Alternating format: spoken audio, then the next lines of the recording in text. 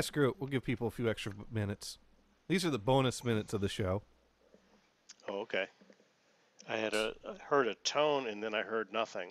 Ah, I was going, what the hell just happened? what happened? I hit the go live button a whole 4 minutes early. Bwahaha. Gotcha. But we are not live on the audio stream. That's okay. I don't think anyone listens to the audio stream. I don't think anyone listens or watches any of our streams anyways. So Right. we could just Right. we could call each other each week and pretend we're doing a show and just call that the Yeah. show. Right. And then wait for somebody to, excuse me, to comment on our show. Yes. You know, like the Booger Man. The Booger Man. What? The Boogeyman's got a cousin now. The Booger Man. Yeah, Jay Booger. Jay Booger. Jay Booger. The Yeah. Booger Man.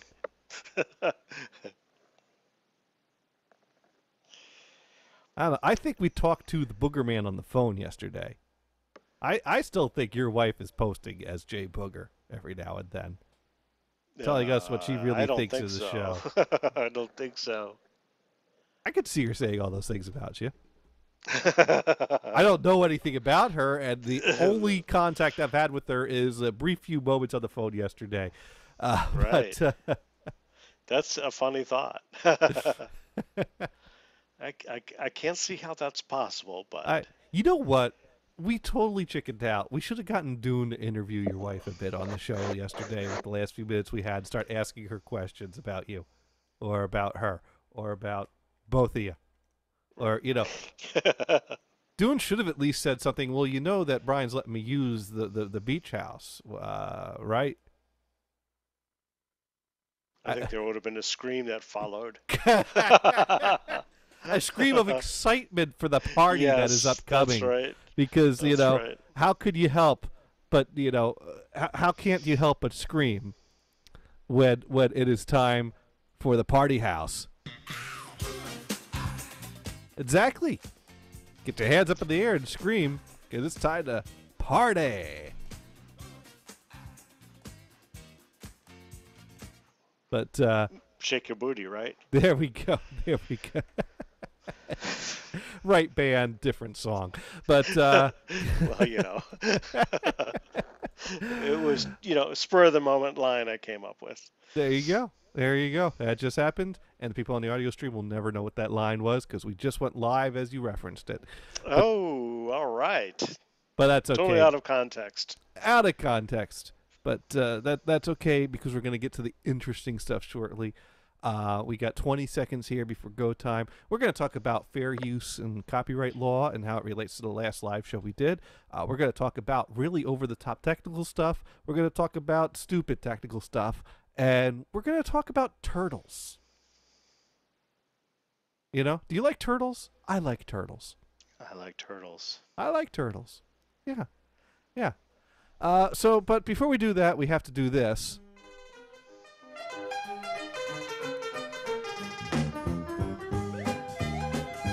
Because it's time once again for everyone's favorite internet radio show. Insert title here.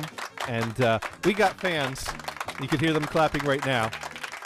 And I think I got a fan in the next room because it gets hot in the upstairs. And I only have one big window air conditioning unit, so I could choose which floor I want to be cool. And the downstairs won out. And we got the small one, and that means I could pick a room upstairs to be cool.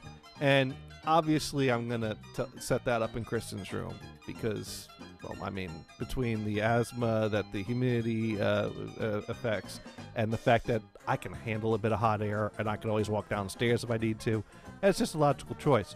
And I guess the real question is, do I spend the $350 or $400 on a second big unit so I can cool both floors, or do I spend like $100 on a second small unit so I could cool two of the upstairs rooms, which means I then have to choose if it's my man cave or the bedroom, or if I just carry something back and forth between the two rooms, because it'd be crazy to buy two of those and have three small units in the upstairs. But spending $350 to $400 to have two big units is kind of silly. Whatever. And hey, what's the problem? You can take the hot air because you can generate it. Oh yeah. Right. And which reminds me, I completely forgot to introduce. This is my co-host Brian Blues. And hello, everybody. So it's been a while since we've done this because I've been vacationing. You've been helping the folks out. Yep. Now, folks sounds a lot like forks, which could also sound a lot like fucks. And one thing you want to remember is if you're going to speak with an old school Maine accent, and you need some utensils, you might want to be careful with your inflection because someone might misunderstand you when you ask for a fucking knife. Yeah, I was starting to wonder where that was going. The true story. Mike, Gothard's significant other, was working in a hospital, and an old lady looked like she needed something, because she had hospital food in front of her and nothing to eat it with. But I guess it wasn't apparently obvious what it was she needed. And so Mike goes, "Oh, can I help you?" And she's like, "Yes, I need a fucking knife." And he's like, "Oh, okay." And thinking that she needed a knife, like, she has the fork somewhere, but she needed a fucking knife. And so he goes out to like the nurse's station, wherever, and it's like, "You won't bully what this old lady just, asked for." It's like, "What?" "She asked me for a fucking knife." Lady turned around, grabbed a fork, grabbed a knife, and said, "Here you go." And,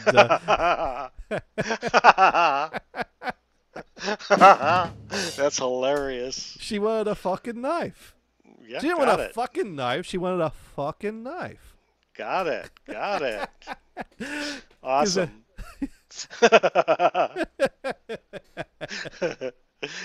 The person at the nurse's station understood exactly. Exactly. Right? Yeah, she knew what the fucking knife was. Yeah, he was the only one that didn't understand. He was the one that didn't understand what a fucking knife was. Hilarious. Yeah. It's hilarious. Because they don't talk like that in the South. Right. Oh, but anyways, let's talk about U.S. copyright law, because the last episode we did, we reviewed multi-track recordings of 2 Led Zeppelin songs, and yes. And you cannot watch that if you didn't catch it live. You're SOL as of right now, because that was taken down. That was blocked worldwide. Succola. Now here's the and those were bootlegs, weren't they? Bootlegs of the original recordings. But that's not even the issue. Oh, well. You know what? That's, Brian, that's not helping our case any. I know. Sorry, man. I had to go there, though. We might not want to mention that detail. But here's the thing. Wait. When you introduced the whole thing, you said you had bootlegs. Details, man. In that show. Look. Here's the thing. I'm legitimizing the bootlegs by having YouTube detect them and monetize them, which means that now Led Zeppelin is going to stands the potential to make royalties off of the bootleg recordings. Awesome. Doesn't that legitimize it? Yeah, absolutely. Absolutely. I think that works. It's no longer a bootleg. So here's what happened. YouTube's filters detected both Ramble On and Whole Lotta Love, and they took action for each song. Now here's a weird thing. They detected Ramble On. They detected it as a rough mix, because I guess a rough mix of it was issued as a bonus track on one of the deluxe reissues, and our multi-tracks we were bringing up sounded closer to the rough mix than it did the actual album mix, which makes sense because we were bringing up our own rough mix. So I thought that was cool that it recognized the recording and matched it closer to the rough mix than the mix. And it said that would be monetized. But then Whole Lotta Love, it flagged and said that was blocked worldwide because of that.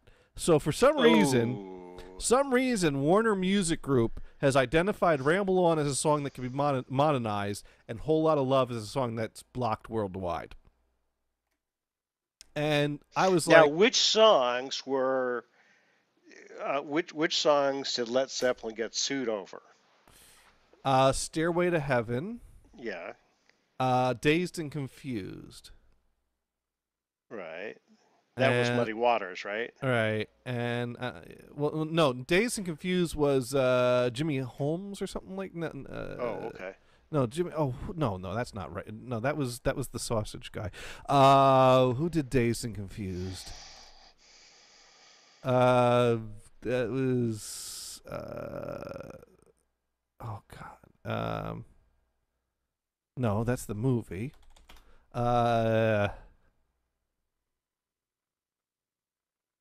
Jake Holmes. Jake Holmes did Dazed and Confused.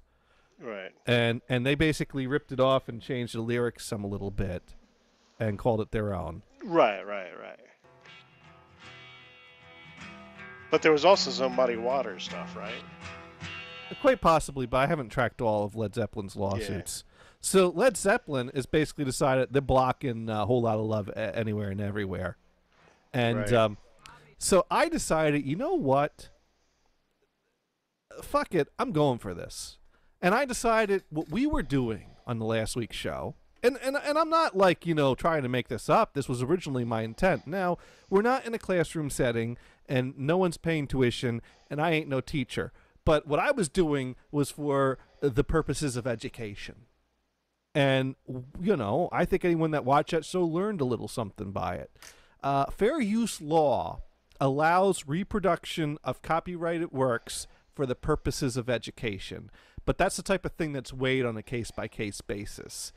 For example, if you're doing a 5-minute lecture on a segment from a book, and you photocopy the entire book and hand out copies of the entire book to the whole class, that's clearly out of line because it was not the whole book was not necessary to distribute out for your purposes. Now, if you copy like 5 pages of a Or copyrighted work within the context of the lecture, within the context of the lecture and it's relevant to the lecture at hand, then that would be a more reasonable thing. I'm not saying that automatically qualifies, but that's the type of example that is intended for. And then it's weighed case by case, which it's determined based on the impact, and there's a bit of logic that has to go into it. That's the problem with fair use, is that fair use is not really pinned down and so open to interpretation, and generally the big businesses have the legal teams that can defend their position more litigiously than the people that benefit from fair use. And so that has resulted in a very weak fair use in our society, and that it's mostly a joke. And so I decided I'm taking a stand for fair use. And I'm saying what we did last week on this show, when we were digging into the multi-tracks to learn about the recording and the process and how the song was made, that was pure education and in the pursuit of education and for educational purposes. So I actually rebutted the blocking to YouTube and rebutted in the name of fair use and explained that I was demonstrating for educational purposes how the song was recorded. And Warner Music Group has like 30 days to respond to my rebuttal now. So it'll be interesting to see how that goes. I have a feeling YouTube's going to be left in the middle by saying, well, on the one hand, he was teaching a bit about the recording process here and used a small excerpt of the song and played parts of it while talking over it with a minimal amount of impact for an educational purpose. On the other hand, the Warner Music Group has sent a 20-page legal brief that was put together by their legal team. So, and maybe they'll say, well, this is clearly an attempt to have it part of entertainment. So they're going to dispute it on that basis. But I ain't making any money with this entertainment, and it's educational. Oh, exactly. It's educational entertainment. Right. Yeah. So maybe we do our own multi-track versions of some song that sounds similar to the songs that we played, and not ramble on, but scamper on. Yeah, a whole bunch of amore. A whole bunch of affection. Wow. Got a whole bunch of affection. Wow. got a whole bunch of affection. There we go. We've got a track Well, already cut. there we go. I think that I think then we get the cease and desist from Conan because I think they already did that bit. Oh, okay. Okay. And okay. There we go. Drum track. There you go, drum track. Kind of sucked, but it was just kind of spontaneous. Yeah, no, that works. So I think we should start with lame topics and work our way up to good topics. So let's talk about turtles. Turtles. Yeah, I like turtles. You like turtles? What do you like best about turtles? The hard shell. Okay, all right. Now, And what that about they can suck themselves in and protect themselves. now? What would you think if I tried to make the connection between turtles and breakfast cereal? That would be interesting. I mean, the normal connection is turtles to turtle soup, but Well, no, but that came later in their career. But what about if I yeah. suggested turtles and Golden Grams? Okay. I'm not sure where we're going yet. You're still not there. You're still not there. Okay, all right. I am leading the witness somewhere, but he doesn't know where yet. Right. It's like, what kind of trouble am I in here? Oh, no. Right. When I was younger, like in first grade, second grade, Yeah. my parents had this system all worked out that if I behaved in school, I would, get to earn, one of my dad's 8-track tapes because like they were just sitting in a box, not being used anymore. And at some point, I ended up with an 8-track tape of a group called the Turtles. And I was quite delighted to find out that while I'm playing through this tape to check out the type of stuff that a band that called themselves, named themselves after a slow-moving animal with a hard shell would make, that among the music on the tape was the song from the Golden Grams commercial. I guess you don't remember, like at some point in the late 80s, early 90s, probably in the mid-late 80s, it was that Happy Together was used for a Golden Grams commercial. I don't remember that. No. You don't, no. But you do remember the song. I mean, I Happy remember the song, of course, when it came out, because I'm an old fart, right? yeah. No. Right. See, This was me, released, what, in the mid 60s, say 67 or something, or a little later, a little earlier? something, 67, I believe would be right when this song came out. Damn, I nailed it, didn't I? Yeah, because It Ain't Me Babe was 65, and the second album was 66. This was on the third album, so that would have been 67. Right. And then Turtle Soup came out in 69. Okay, let's cut this before we get flagged again, God damn it. Hey, it's cool. You know what? Mark Volman, Howard Kaylan are probably more cool than the Warner Music Group are, because they actually own their masters. Okay. They own their Okay. masters now. Oh, cool. They were on a label called White Whale Records that only had one successful act, which was the Turtles, and so between legal issues and the pressure of all that Right. and things between the label and the band, when the Turtles split up, that pretty much spelled the end of White Whale Records. And at some point in like the bankruptcy sales or whatever, Mark Volman and Howard Kaylan were able to buy the rights to their catalog from the Right. auction that was taking Yeah, place. that's a good move. Yeah. Do I hear 40? Do I hear 40? Do I hear 50? 50? I'm here for the Right. 60. I'm sold, and that is how they got, $3. Oh. Ooh. which is a far better end to a record label than the end that Private Stock Records met, which was that Right. somewhere in the country there was a storage locker that was holding all the master tapes and master recordings for the Private Stock label, and when they went under, someone stopped paying the bill, and no one knows whatever happened to the contents of that storage locker. Right. Did someone buy the thing on a Storage Wars, or did it just go to the dumpster? No, nothing's ever surfaced.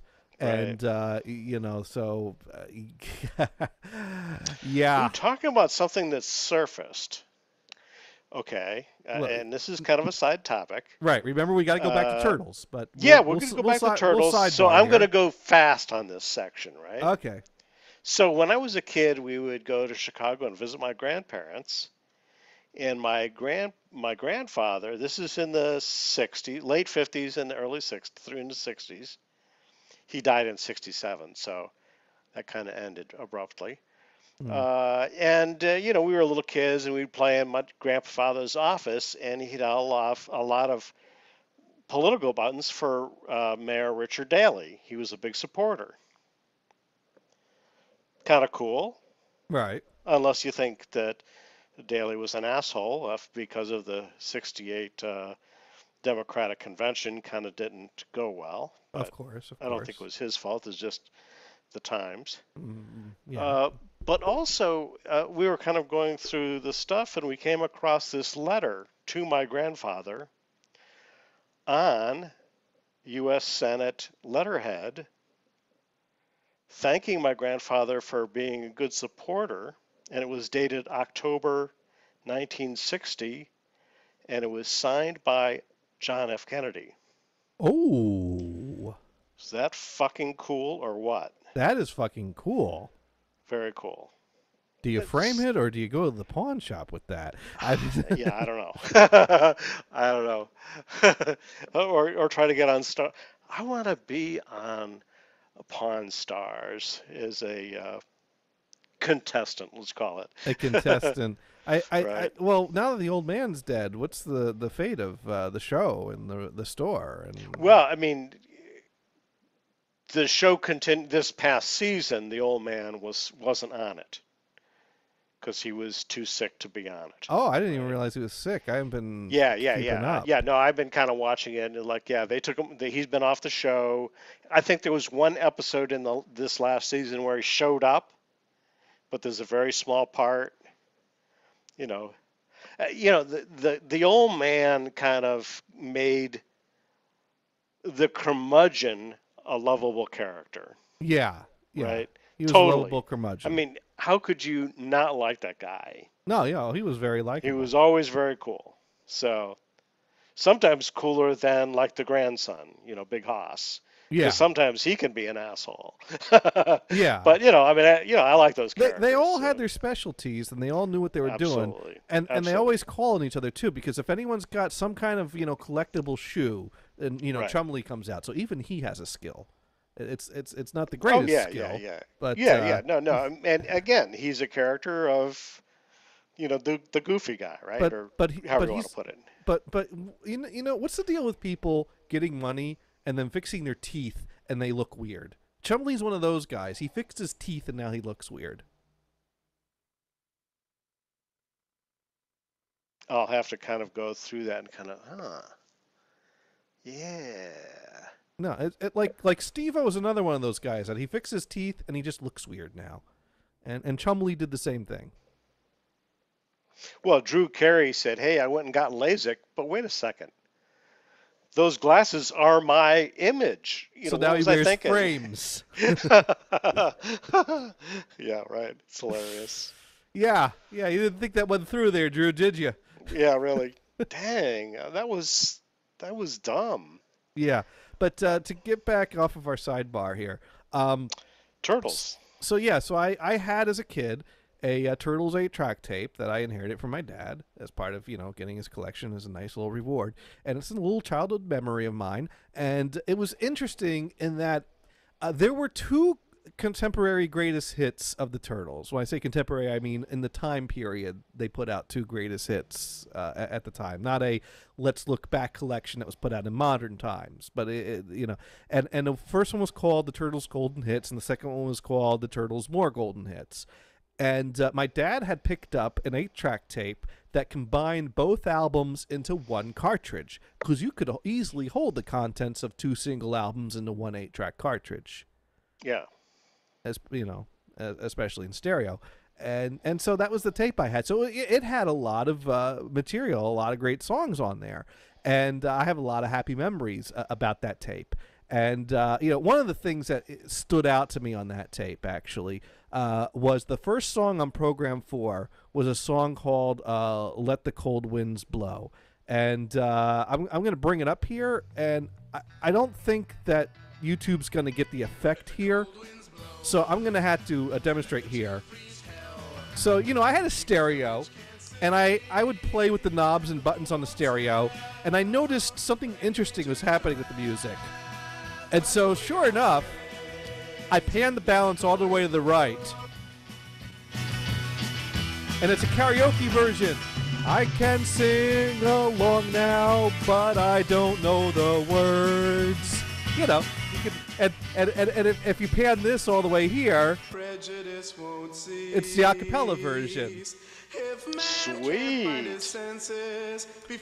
And I thought that was really odd, because no other song was mixed like this on the tape.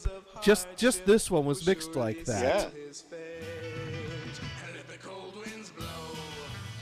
And so that was something I remembered that stood out to me about that tape. And there's something. It totally threw you into. Now I'm totally interested in music recording, and that's where you got your start. I wouldn't say No? it was. Okay. It was more of a. I always noticed and observed things like that, and that led me towards music recording. It was, as someone that was interested in these things naturally, it was something that stood out to me. And but at some point the tape broke, and that was the end of that. And it's interesting because 8 tracks, you had to put together an 8-track. You had to take the music program that be on the tape and split it out into 4 equally timed segments.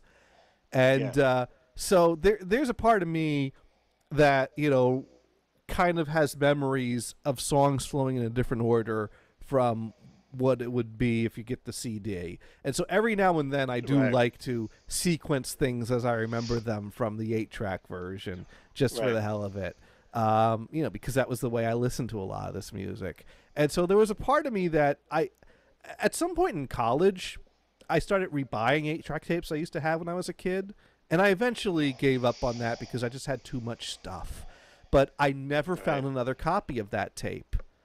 Because I had it on my wish list. I wanted the Turtles Golden Hits, and someone said, "Oh, I got the Turtles Golden Hits on 8-track," and they sold it to me. Gave them 50 cents. They sent me a tape, and it was only the first Turtles Golden Hits. It wasn't the first and the second, and that's when I realized, oh, that's right. They were They were sold separately, and at some point they must have made a combined tape that had both of them. So I got to look for that one. Now, if I go on eBay right now and look for the Turtles Golden Hits on other formats, I'll find a number of 8-track tapes that are just the Turtles Golden Hits, a few reel-to-reel tapes of the Turtles Golden Hits. I might even find a few copies of the Turtles More Golden Hits on 8-track or reel-to-reel. I have never in my years of searching, and I've not searched diligently every day, but from time to time I've done a look for this. I have never seen this twofer tape show up on eBay. And at some point it's like, yeah. Now, I've since picked up both albums separately on LP. And that song I was just playing that was on Program 4? That song is not contained on either of the original albums. No joking. So that was like a bonus. Yes. To fill the gap. So that they could time it out to 4 even time programs. Right. Now fill the gap. Yeah. Now here's the other interesting thing. If you buy a Turtles 20 Greatest Hits CD right now and you put on It Ain't Me Babe, it's going to sound like this. And if I pan it to the left, you have some music and some vocals. If I pan to the right, you have no vocals but some instruments. So it's a standard 60s stereo mix. They put the backup vocals on the right side, lead vocal on the left side. And so that sounds like kind of a more standard 60s stereo mix. Now, if you bought a stereo copy of the album It Ain't Me Babe in 1965, it would sound like this. Left side has vocal by itself. Right side has music all by itself. The whole album is mixed like that in stereo. The stereo version of the album has music to one side, vocals to the other side, every song. Interesting. which means that when they put out the Turtles Golden Hits, they actually remix the songs with a more conventional stereo mix just for the Turtles Golden Hits. And then when they put out the 8-track tape that combined both albums and they needed to pad it out, they pulled the standard stereo mix of Let the Cold Winds Blow that had vocals only to the left, audio to the right, because they weren't going to pull up the multi-tracks and make a special mix just for this 8-track release. And so that's why that song has such a different stereo mix from the rest of the tape. Yeah. And this is putting you to sleep at this point. This is all educational. In other words, we're sleeping. Right. Like turtles. Like turtles. But the point is that I have not been able to find any evidence that this 8-track tape actually existed online. No pictures of it online. Discogs list different entries of the separate albums, but no twofer version of it. And it was driving me nuts. I couldn't, because I wanted to at least find a picture of it so I could, because I couldn't remember the track sequence.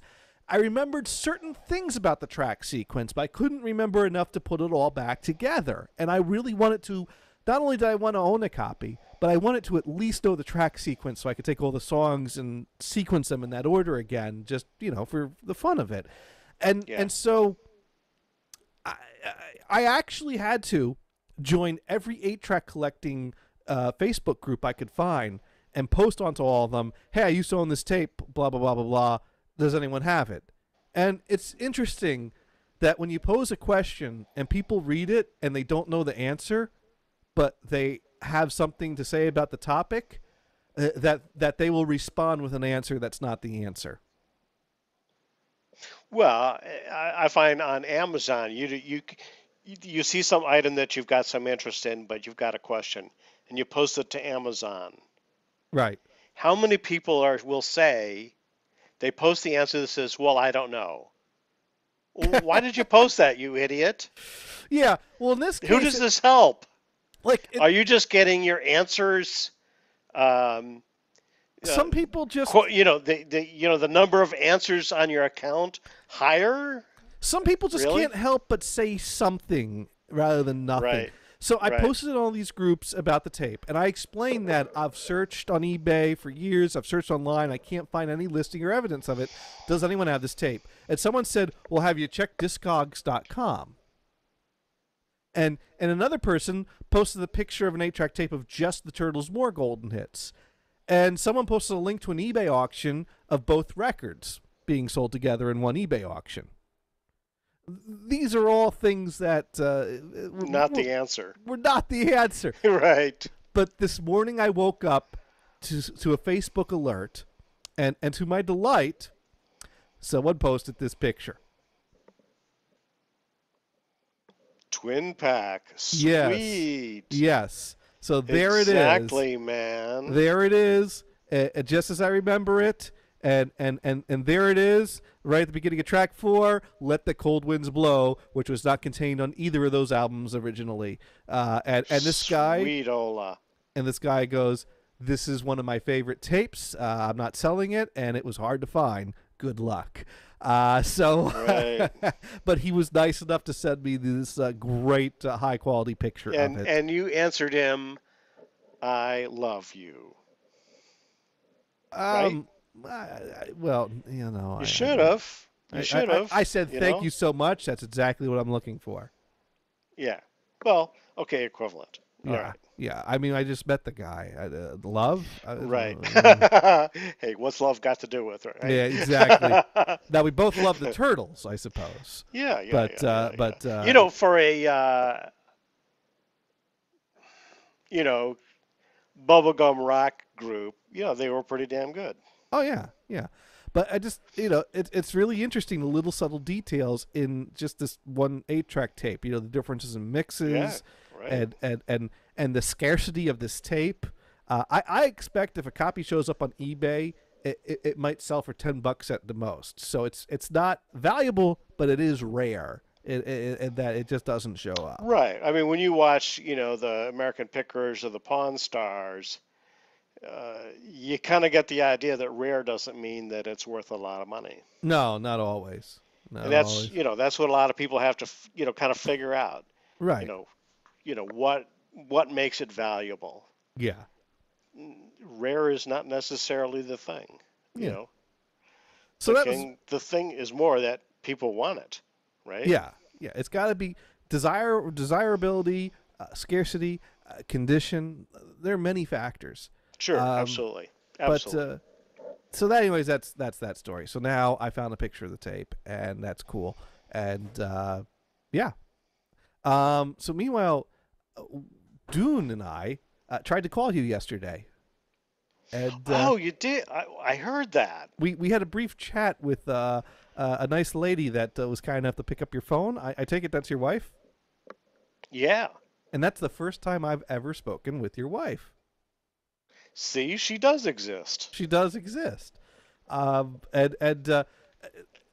Dune and I took a little analysis of because we asked for you, and her exact words were, "quote He's tied up right now."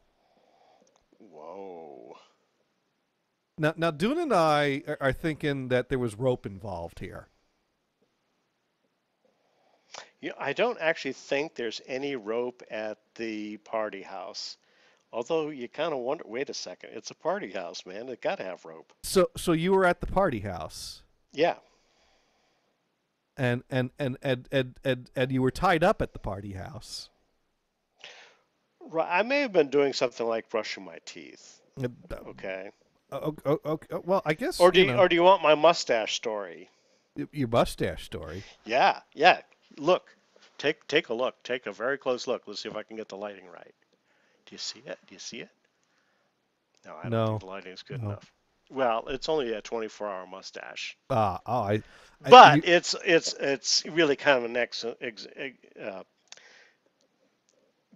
part of uh, an accident. Okay. accident. Yesterday I was shaving and oh yeah, right there. So I cut my lip with the blade. Oh, right in the worst It was spot. and it was like you couldn't stop the little bitch from bleeding all over the place. And in fact, I was unclear whether I would be wearing a Band-Aid on this show. So I take a Band-Aid and I cut it into a little thin strip, Right. put some, antibiotic on it, and then stick it on that thing. And then, like for dinner, I took it off. So like, okay, it's not bleeding anymore. Okay, it's fine. It's kind of scabbed over. And we were eating pizza or something like that. And I grabbed the napkin and I went like this and tore that scab right off and it started bleeding all over again. Oh. So then I had to get another Band-Aid on it. And then in the middle of the night, I got up and I says, this thing is really irritating. I'm going to take that off and see if it's how it's doing. Took the Band-Aid off. It was still bleeding. So I had to put on another one. At what point did humanity decide we're not doing electric racers anymore and we're all going back to blades? Because blades are better.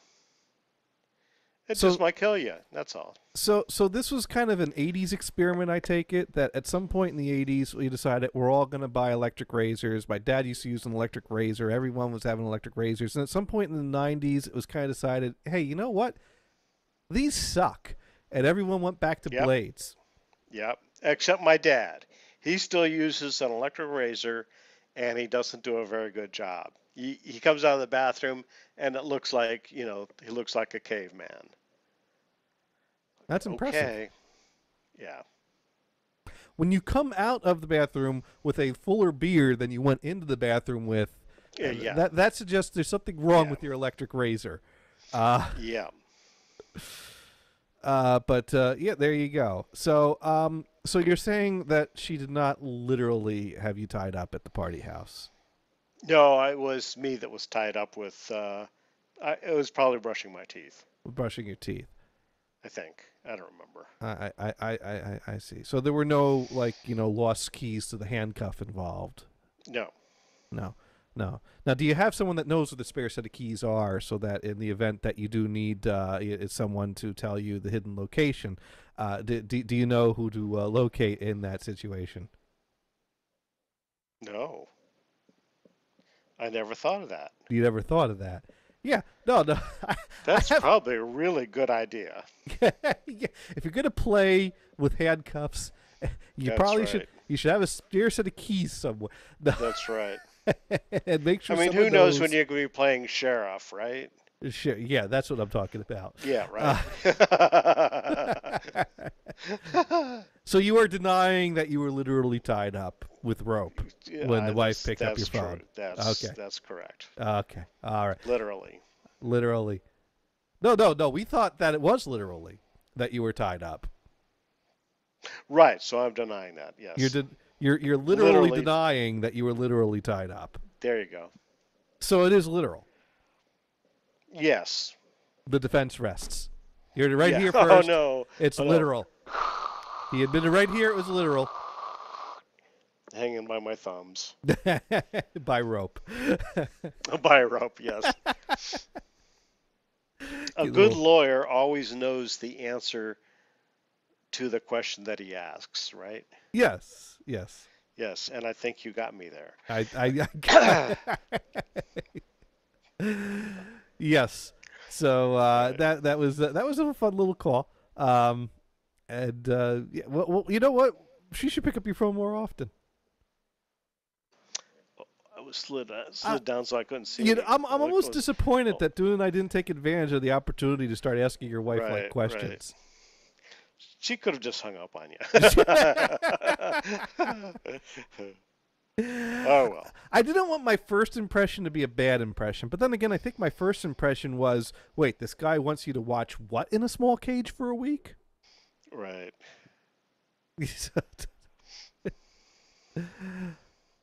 She was not impressed with our guinea pig.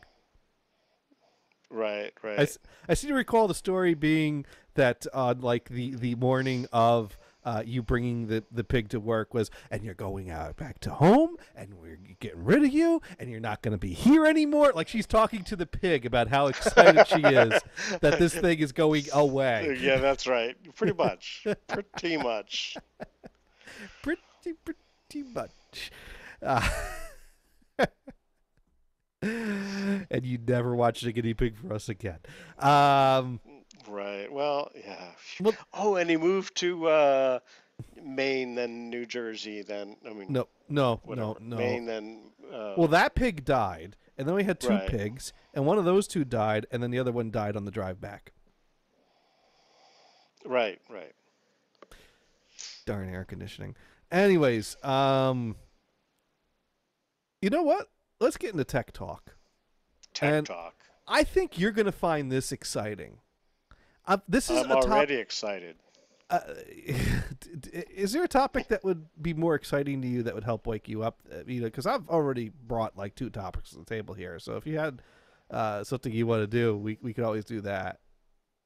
No, tech talk would be good. I'll even sit up and adjust the Okay. All the right. camera, whatever. So you think I was falling asleep in any of that? No, I really wasn't. I know you were falling asleep through I all was of that. just no, none of it. The turtles and the Eskimo pie and the Eskimo pie. I just like made that one up, didn't I? Yes, yes, Wait, you did. When were we talking about Eskimo pies? So a while ago, I Tech recorded. talk. I Back to recorded. tech talk. Yeah. So I recorded in a song off of a record of mine, and I'm going to share the screen of the waveform here. And so, all right, here, this is what this song looks like. And this song would be "Pick Up the Pieces" by Average White Band. Now, we zoom in, we can see more of the waveform, and then we zoom in more. It starts to move, and you see more of that waveform. And then we zoom in more.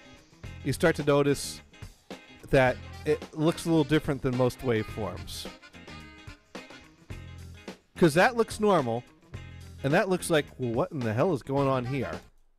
Notice that. That is a high-frequency carrier signal. What frequency is that at? Do you know?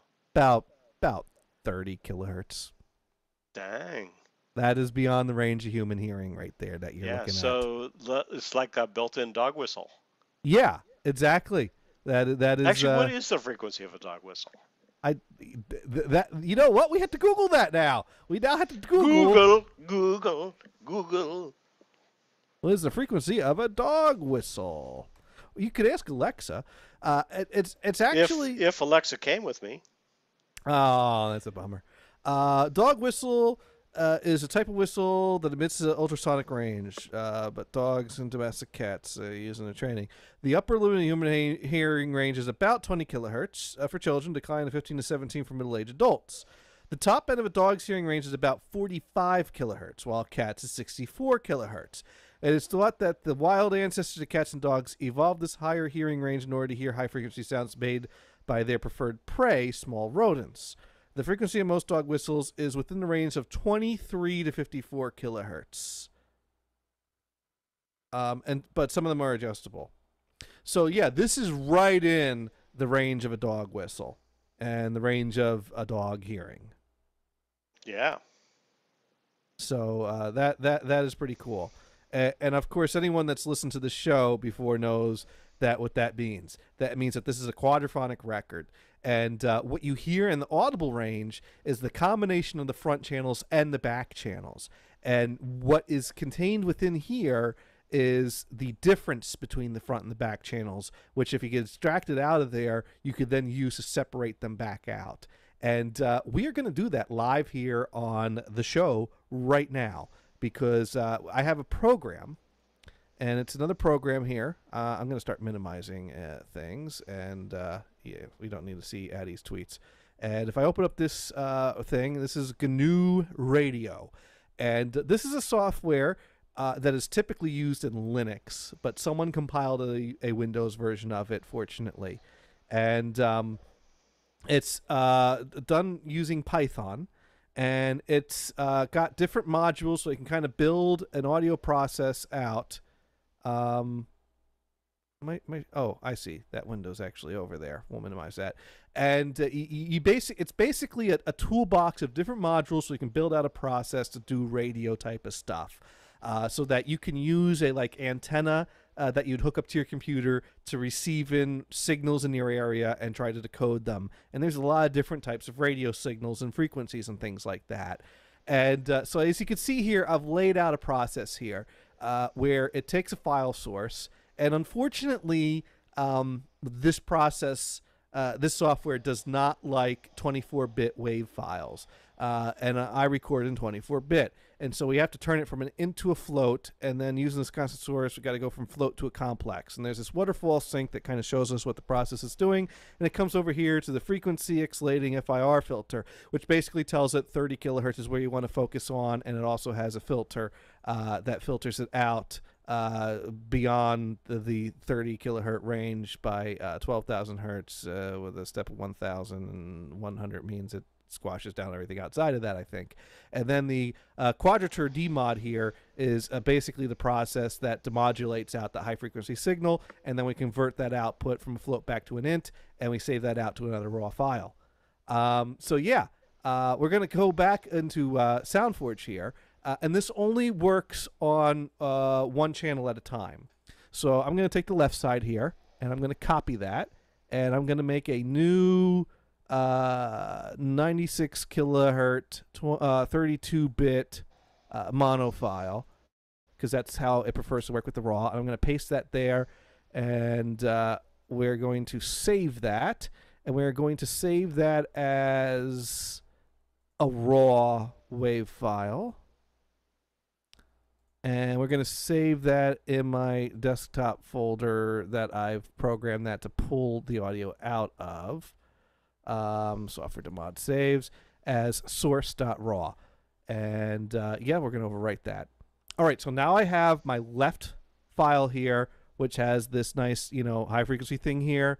And I'm going to pull up GNU Radio. And I'm going to press the F6 button to run this process here on that file we just saved. And that came out on the wrong screen. So over here, it's running this now. And you can kind of see in the middle here is the audible frequency. And over here on the sides is the 30 kilohertz carrier wave. And it finished processing, so we close that window now. And now it's saved out. So now we can go over here and I can open up a folder. Let me open up that folder. Desktop. Software Dmod saves. And we're going to take my my carrier decode raw file and open it up in SoundForge. And this tells it the type of raw file it is, that it's a 32-bit PCM with little endian. And we click OK. And this here is what it extracted out of that 30 kilohertz signal. And this is now two things. One, this is the difference between the front and the back, so that's going to sound hollow. And two, it does this process before the RIAA EQ frequency curve is applied. So that makes the sound very flat. But as you hear, we extracted out audible audio from that high frequency carrier there using this process.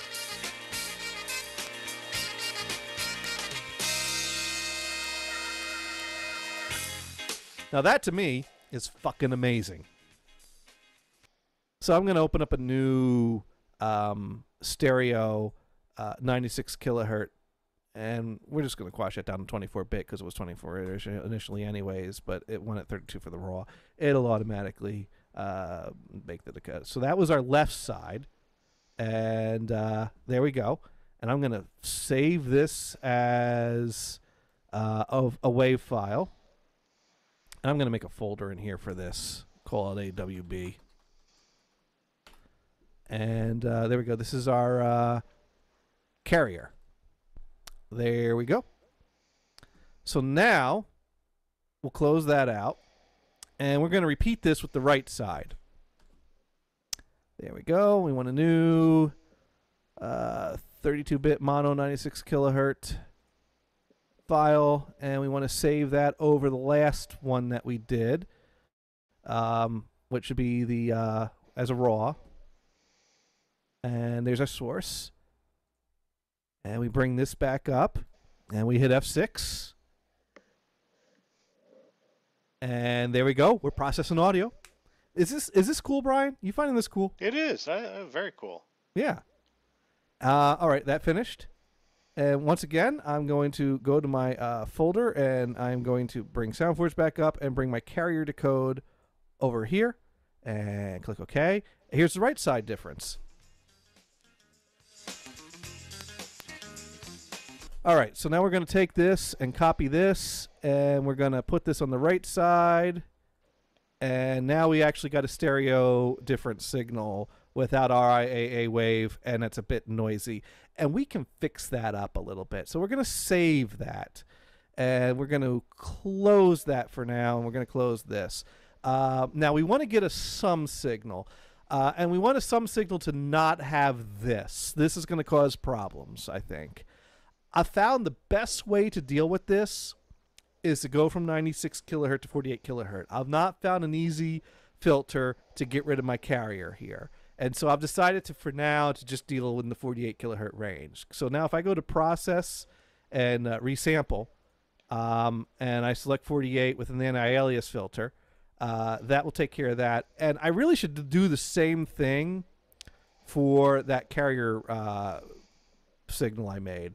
So I'm also going to process this into a 48 kilohertz file. Because when we're combining them both, we need them both to be the same sampling rate. Right. All right, so we're resampling, and we're going to go ahead and save out this change. And over here, this is going to be our sum file. So now we zoom in. It looks like a normal WAV file now. We lost our carrier because at 48 kilohertz, the highest frequency we can handle is 24, which is below 30, and so we lose that. Now, one thing I've found is that these two files will not be perfectly in sync.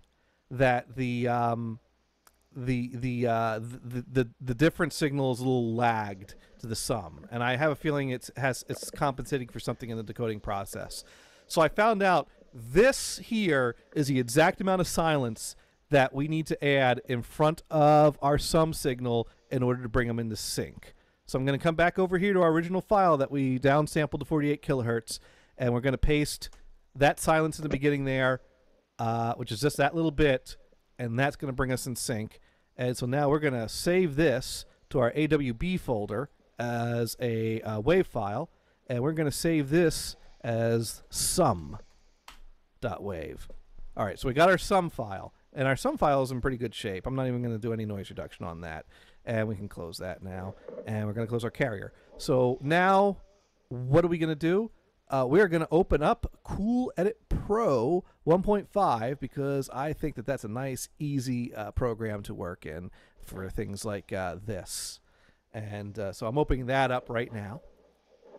And here we are in Cool Edit Pro 1.5. And in multi-track view, I'm going to import my carrier file here. Because, as you noticed, this file here is very noisy. A lot of pops. And we can fix that. And we're going to fix that with a preset file I got here called dclick48. And this has built a process that has 7 declicking filters in succession. And we'll do a little fine tuning on them. So I'm going to pull this out here, and we're going to listen to what this sounds like. And we're going to go through and one by one tweak these. I'll do this really quick. So I'm bypassing all but the first filter, and I want to make sure it's not like doing weird things. That's a little bit more than we want that to do. Because you hear how it's like in a beat. That means it's getting drum beats. It's not just getting pops. So we want to do this until we don't have a shuffle. So right about there is where we want that one. And I find the second one often doesn't do very good, so I'm not even going to waste my time with that. So we're going to go right to the third one here. It's hermit crabs clicking off the beat. Right. This is not beat. This is kind of, well, it's a little sensitive, so we're going to bump that down to like a 10. And we'll keep that there. I think that's good. And here's our fourth filter.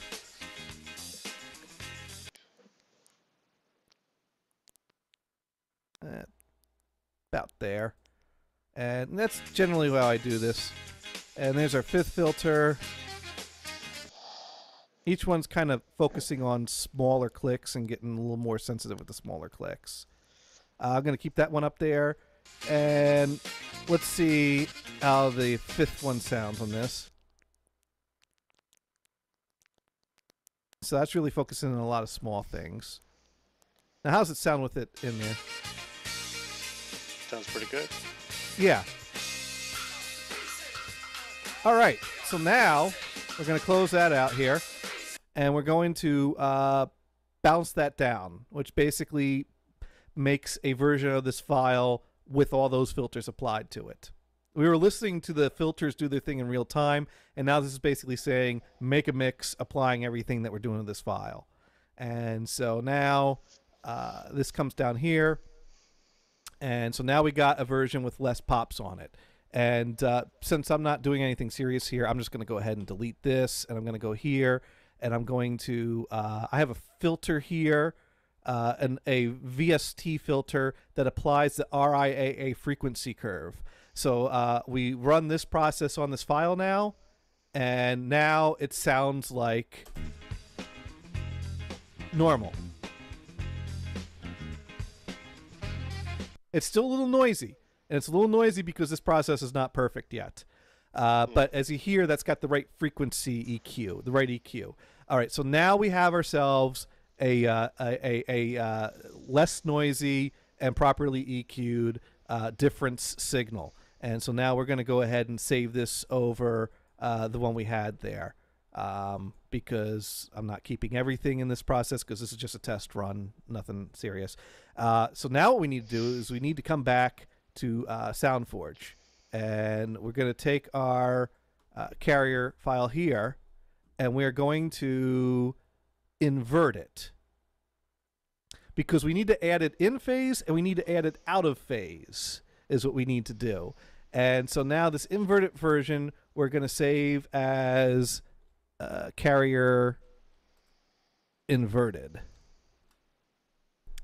And now we'll come back over to here, and we're going to bring in our sum signal and our inverted signal.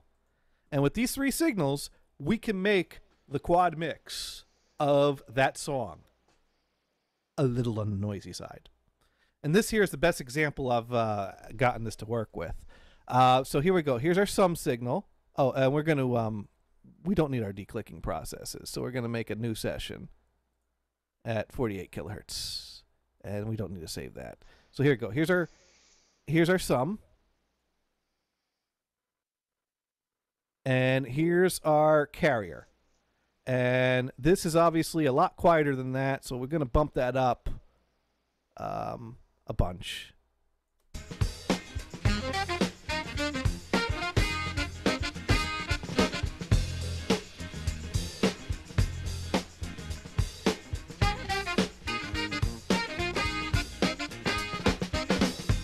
Now, if I mute this, you hear the whole song. But now we have drum, keyboard, and sax. And about 5, boosting that 5 brings us to about the level we want to be at. Now, if we take the inverted one over here, and we mute the one that's not inverted and unmute the inverted one, we're going to get the back channels.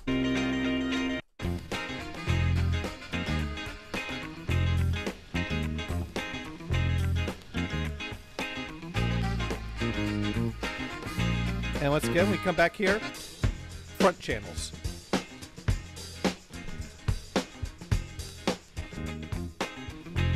Back channels.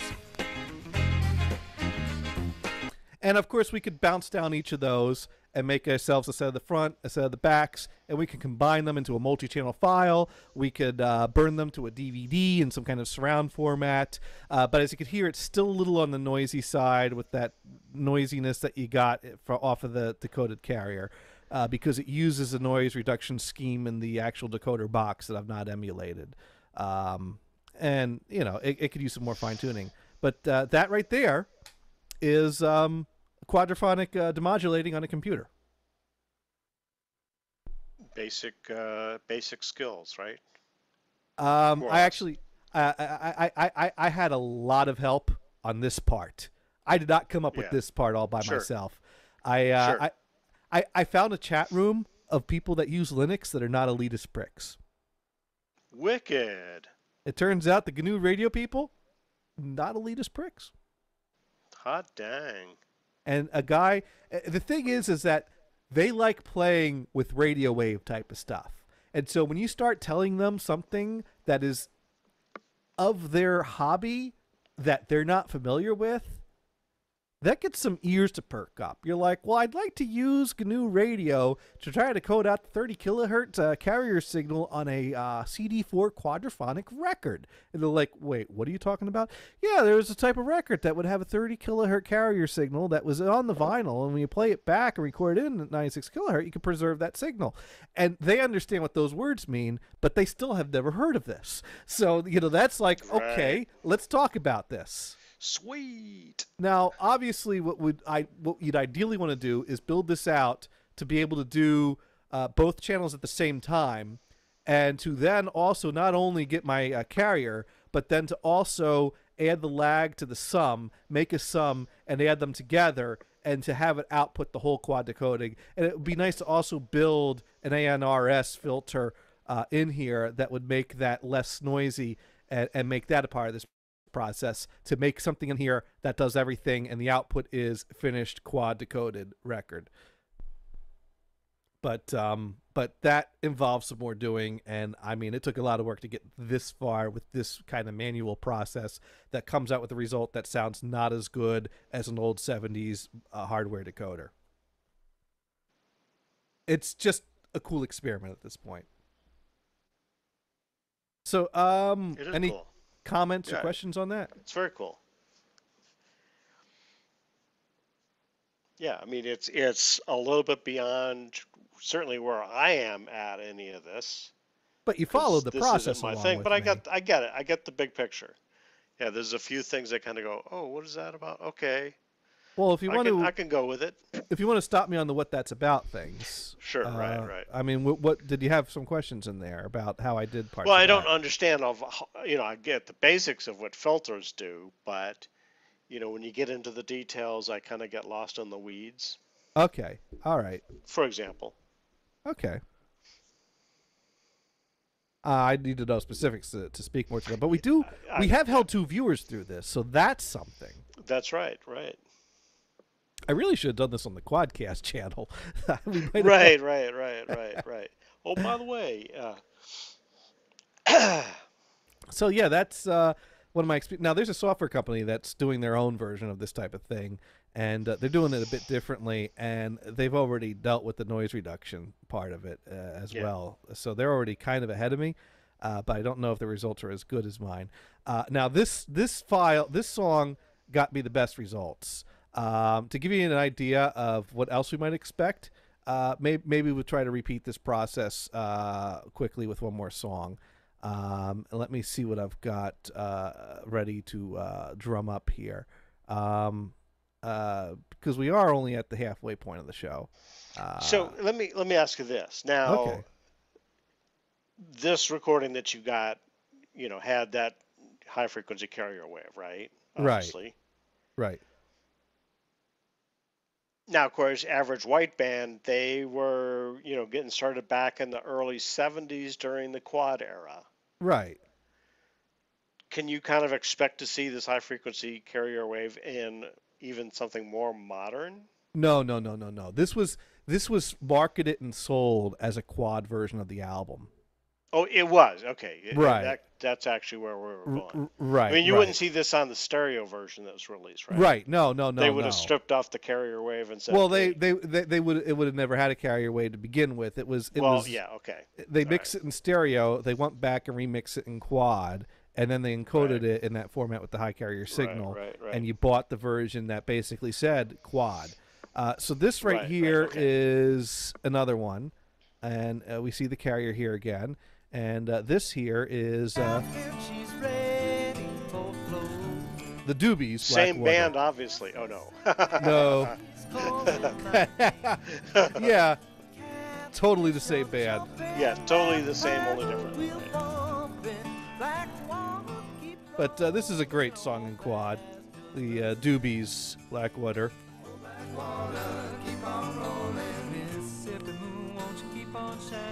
All right, so let's see. We can. You know what? This song needs a little declicking. So I'm gonna try to declick this ahead of time. Some. D-click meaning, Getting rid of the pops. okay. We don't want the pops. So depop it. Pops. Yeah, we're gonna depop it. So we're gonna go over here to our declick filter, and we are going to import Blackwater from my Dropbox folder because I've been sending samples out to the company that's also trying to do this. And actually, you know what? No, let's try this. Let's try this with the Eagles. Actually, I want to see if I can get the Eagles to sound good on this one because apparently the people I sent this file to, they struggled with it, and I'm curious. Some would say there's nothing to do to make the Eagles sound good, but Yeah, those would be Eagles haters, yeah, well, and that's and not me. Just saying, that's all. okay. That's I only like one of their songs, and it happens to be this one. So we're gonna check out what we got here for declicking. That looks good. Maybe we'll take that one out. So yeah. One of these nights, one of these crazy old All right, so that's a basic declick filter there with multipass. We're not going to take all the time to fine tune each and every one of those. We're just going to go ahead and bounce that down, and I think that will do good enough for our experimenting here. What's your favorite Eagles song? Well, I like Hotel California as well, but I wouldn't put. I mean, there's a number that I like. Hotel California on the list. Hmm. They did some Jackson Brown stuff that also I like. I'd have to think of that. Now, you don't find Hotel California boring and overplayed? Of course it is. But then again, with my buddy Dave that moved on to Colorado, we played Hotel California and we had fun with it. So. Okay, all right. So we're going to save this bounce down into our. We're going to go ahead and we're going to make a folder in here for one of these nights. There we go. OOTN. And all right, so here we go with our. I'm going to call this raw.wave because that's kind of our raw source. All right, so now we're going to go ahead and close everything over here. And no, we don't need to save anything here. So now we come into SoundForge, and we're going to open up that file we just created. And we're going to make sure we still have a carrier, that our declicking didn't mess with that. And yes, we still have a carrier. And so now we're going to start with our left, and we're going to make a mono raw file. Here we go. We're going to save that back up here as a raw. There it is. Source. Yes. And we'll close that. And now we come back over into here and we do an F6. And it processes it and it sees a carrier is clearly there. And we are pulling that in. And we're done with that. So now we come back over here to our, where is it? Carrier decode.raw. We want to bring that up in SoundForge. There we go. And we say OK. And oh, this one had some blank in the beginning before there was carrier in there. And it doesn't like that. But once we get over here, and crackle, snap, crackle, pop. And we're going to try to declick that one as well. So here we go. We're going to make a new 24-bit stereo file. And we're going to take our decode here and copy that and paste that in the left side. And save that because we're going to overwrite our other one. So here we go. This is going to be a WAV file. And we're going to make that carrier.wave. All right. So now, go ahead, close that out. And we're back here with our source file. And we're going to copy that. And we're going to make a new 32-bit mono. Now, once again, if there are parts of this that were going over your head or you're confused at, stop me and ask me. Okay. All right, so we copied that there. And once again, we're going to save this as our source raw file. So here we go. It's a raw audio. And we move up a folder over here, source.raw. Yes. Switch over to GNU Radio. Run our process here. That's going to take our raw, find the carrier, demodulate it out into our different signal. And that finished.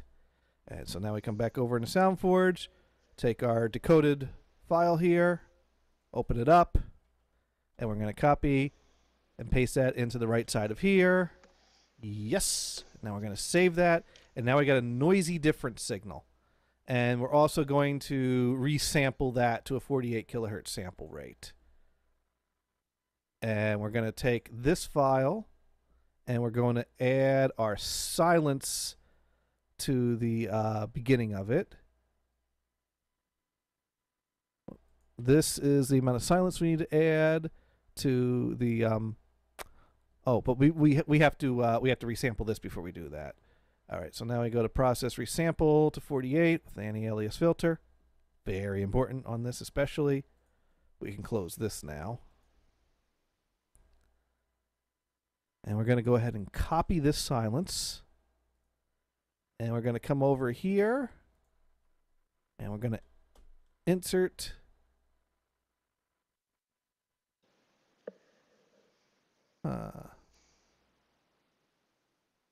Why is this 16-bit? All right, we're going to undo that. Oh my god. Did I say this is a 16-bit? Fuck me with a chainsaw. All right. So we got 16-bit here, but we'll deal with it. I'd have to redo this if I was really trying to do something. All right, so there we go. So that's our sum signal. All right, so we're going to go back into one of these nights, and we're going to save this as a WAV file. And there we go. This is sum.wave. And we'll go ahead and close that out. And we'll save our carrier. And we'll close that out. And we'll close that out. And now we come over here to Adobe Audition. And we bring in our noisy carrier.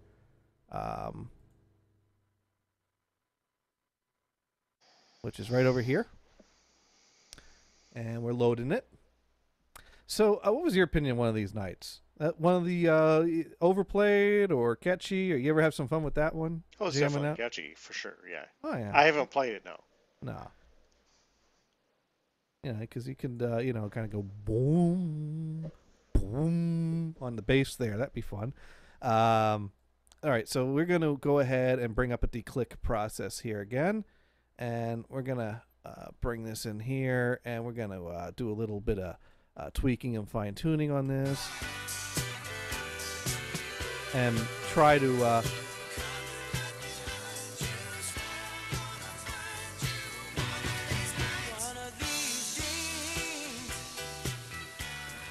do a little tweaking here of what I normally am at. It's still pretty noisy, but I think it's better. So we're going to go ahead and we're going to bounce that down. And still no questions on this? No, I think it's pretty straightforward. Okay. I'm not sure that I can remember all the steps in your process, but it is a little convoluted. Yeah, because you have to jump between different programs. I get that, because some programs do something well and the other does something right. And now we have here our RIAAEQ curve filter, which now takes this and adds the RIAA equalization curve, which is basically what a record preamp would do when you run audio through it.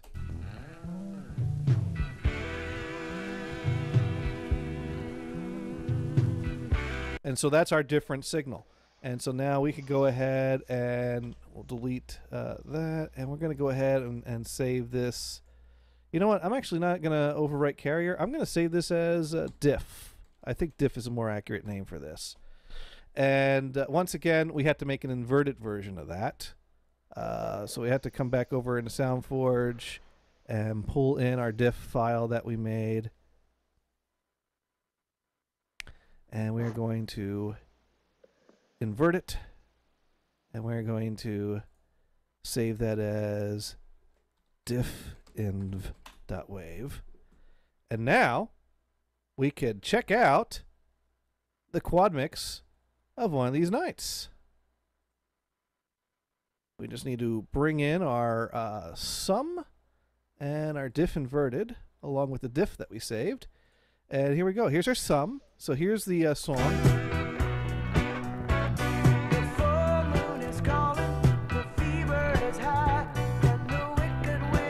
And we're going to go ahead and mute that. So here we go. We use this to get our front, and we use this to get our rear.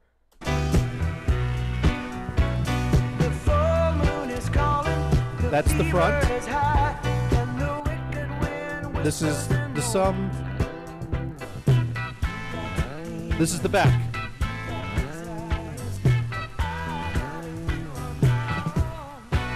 Backup vocals come in the back.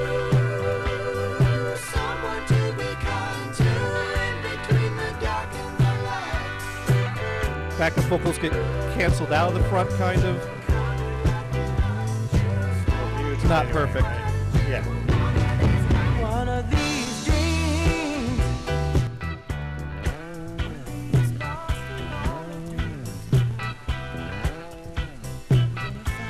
So there we go. We did it again.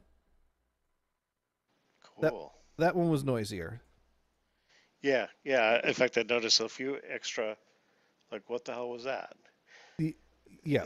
Well, it's considering what we've done here. That we've taken a WAV file with a inaudible range in the audio and have turned it into this. It's impressive that it works this well. Yeah, very much. Yeah. So that is cool stuff. Someone's closing the door. All right. So what's on your mind?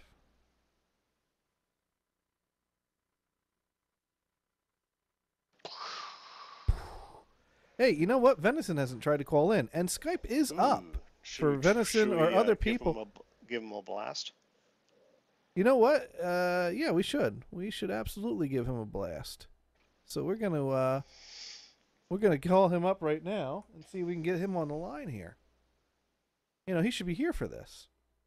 Next thing you know, he'll be telling us about that time he listens to that quad mix of Led Zeppelin. That The person whom you're trying to reach is currently unavailable. No, he's not here.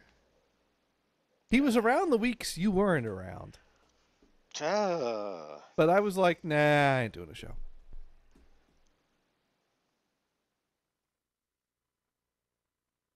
Okay. Yeah. I'll see if I can find him on Wikipedia, see if he's... On Wikipedia? I mean, Twitter. Twitter, Wikipedia, they're practically the same. They're practically the same.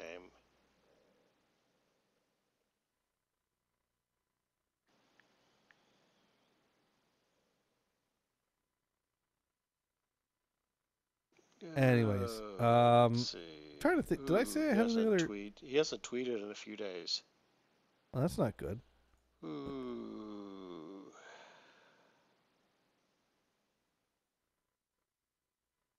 So, anyways, I did a gaming stream this past weekend, and I'm gonna try to start making it a regular thing on Saturday nights. And Brian, you caught a bit of it, right? Just a little bit. Just. What was your opinion? What do you think? Well, yeah, number one, and I'm sure that you'll admit it, there are technical issues to, to work out, which is, normal. This is, different technologies that we're playing around with. Well, the only real technical issue that I had during the show was remembering to unmute my channels so that there actually was sound. Well, yeah, a little small thing.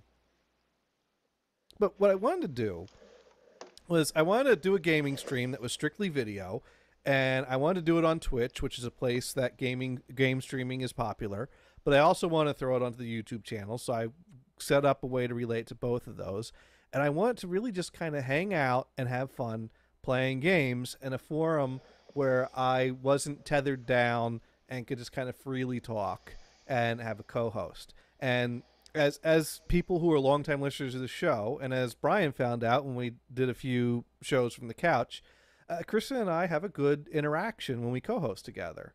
Yeah. And we both like games. Yeah. And so I decided, you know what?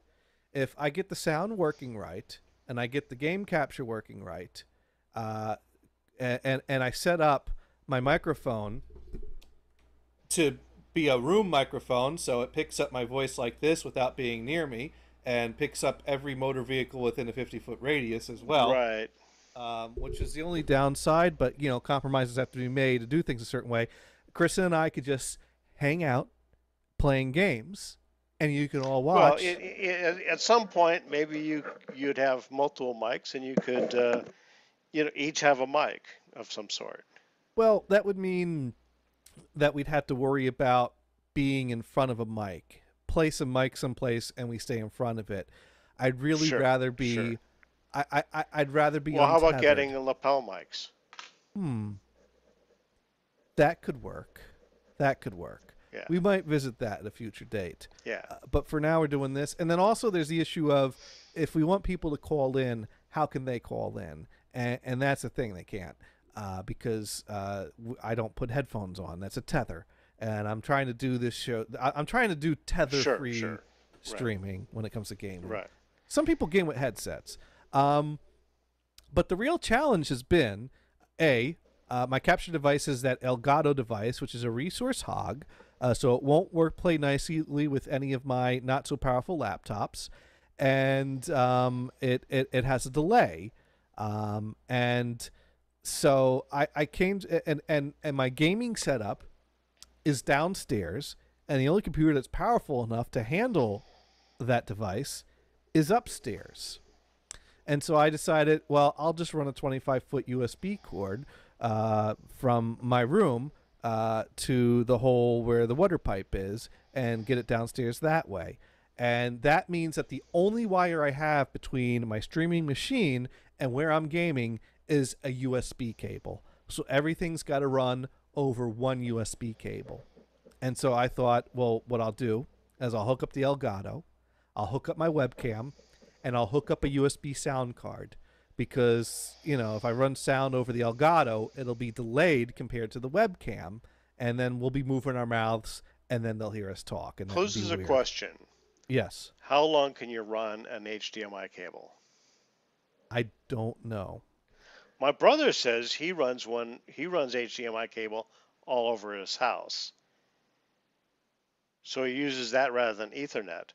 But I did see a USB device, a device on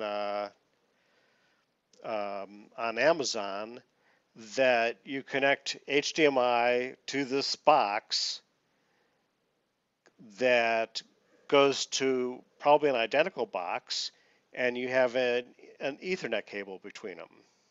Huh. And I'm not really sure why you would need that. Is it because Ethernet can go farther? Well, It was Cat 6, I think. You know what? Those are questions for Google and research. Obviously, as you run things over a length of cable, signal degrades the longer the cable, and so at some point you reach a degradation that the format can't handle, and you get things dropping out. Now, whether there's more tolerances for Cat 6 than there is for HDMI, I don't know, but or if it's just that maybe it's a case where you want to set something up in a building and you already have Cat 6 running everywhere. And this way you can utilize the lines existing within the building to transfer one HDMI signal from one part of the building to the other part of the building without having to run an HDMI cable. My guess is that's the intent of that device. Right. Now, the device, at least the diagram, the simple diagram with the device, made it look like they weren't going through any type of server switch or anything like that. It was just point to point. Right. And a lot of buildings Which is allowed, but does going through a hub or something like that screw things up? Probably. Yeah. Don't know. Depends on what it does with the signal.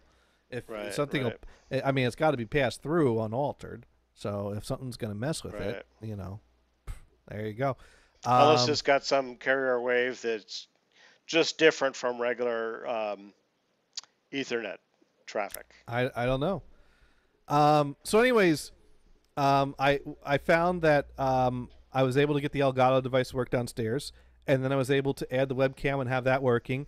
And then I added the USB sound card, and the Elgato stopped working because it is such a resource hog. It will not share one USB cable with two other devices.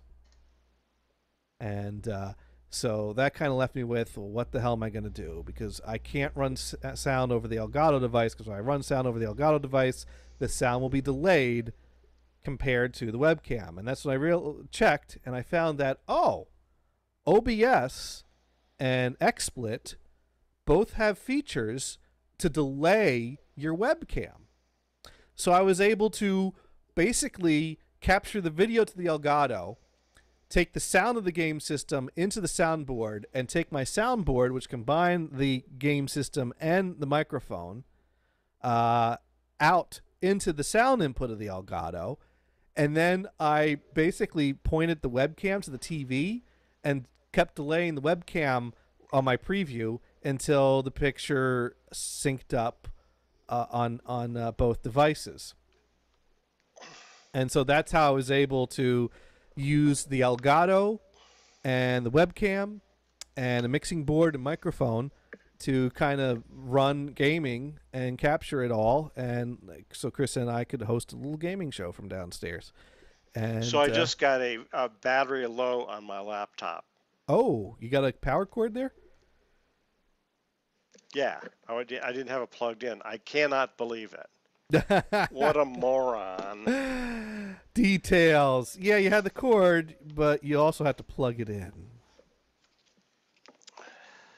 So I've decided the premise of the show will be I have a lot of topics I want to cover, and so each week that we do a show, we pick a topic and we do it. And so I've been playing around with Super Mario World a lot. Ooh, hey, the picture's even brighter. Yeah, and I like the Mario Lost levels, and I also want to get into some Zelda stuff. And so I actually put a poll out there, and you saw that, Brian, that I put up a poll. Yeah. I was one of the 2 people that answered it. Yeah. Oh, that's the new poll. The last poll got 5 votes and 3 for Super Mario World. Yeah, and that is why, based on 3 people's votes, Chris and I spent 4 hours playing Super Mario World, and I beat Star Road. I got through half the special zone. Kristen beat a few ghost houses, and I tried to beat Bowser a few times and failed. And then it was midnight. It was a fun show, and I'm gonna do this every Saturday we're in town.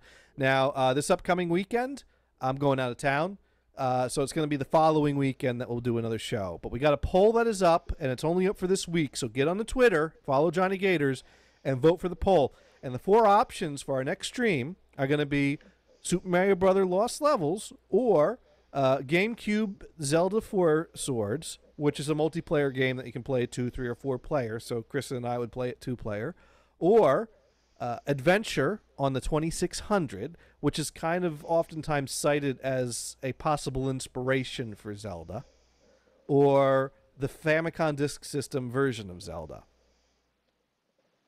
And Brian, you're one of the 2 votes for 2600 Adventure.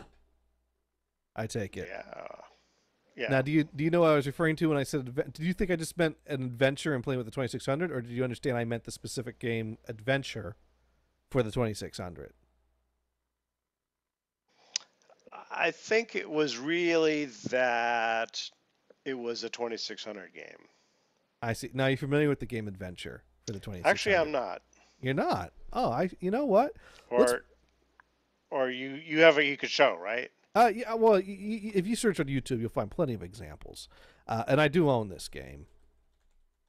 But, yeah, it was a game for the 2600 that was just called Adventure. A pretty simple name, actually. And I'm just going to go ahead and bring up a sample of this that is being played. I'm going to play it on Game 3 because I'm hardcore. And we're going to mute the sound there because we don't need to hear some guy talking about it. And we'll go ahead and share my screen. And there it is.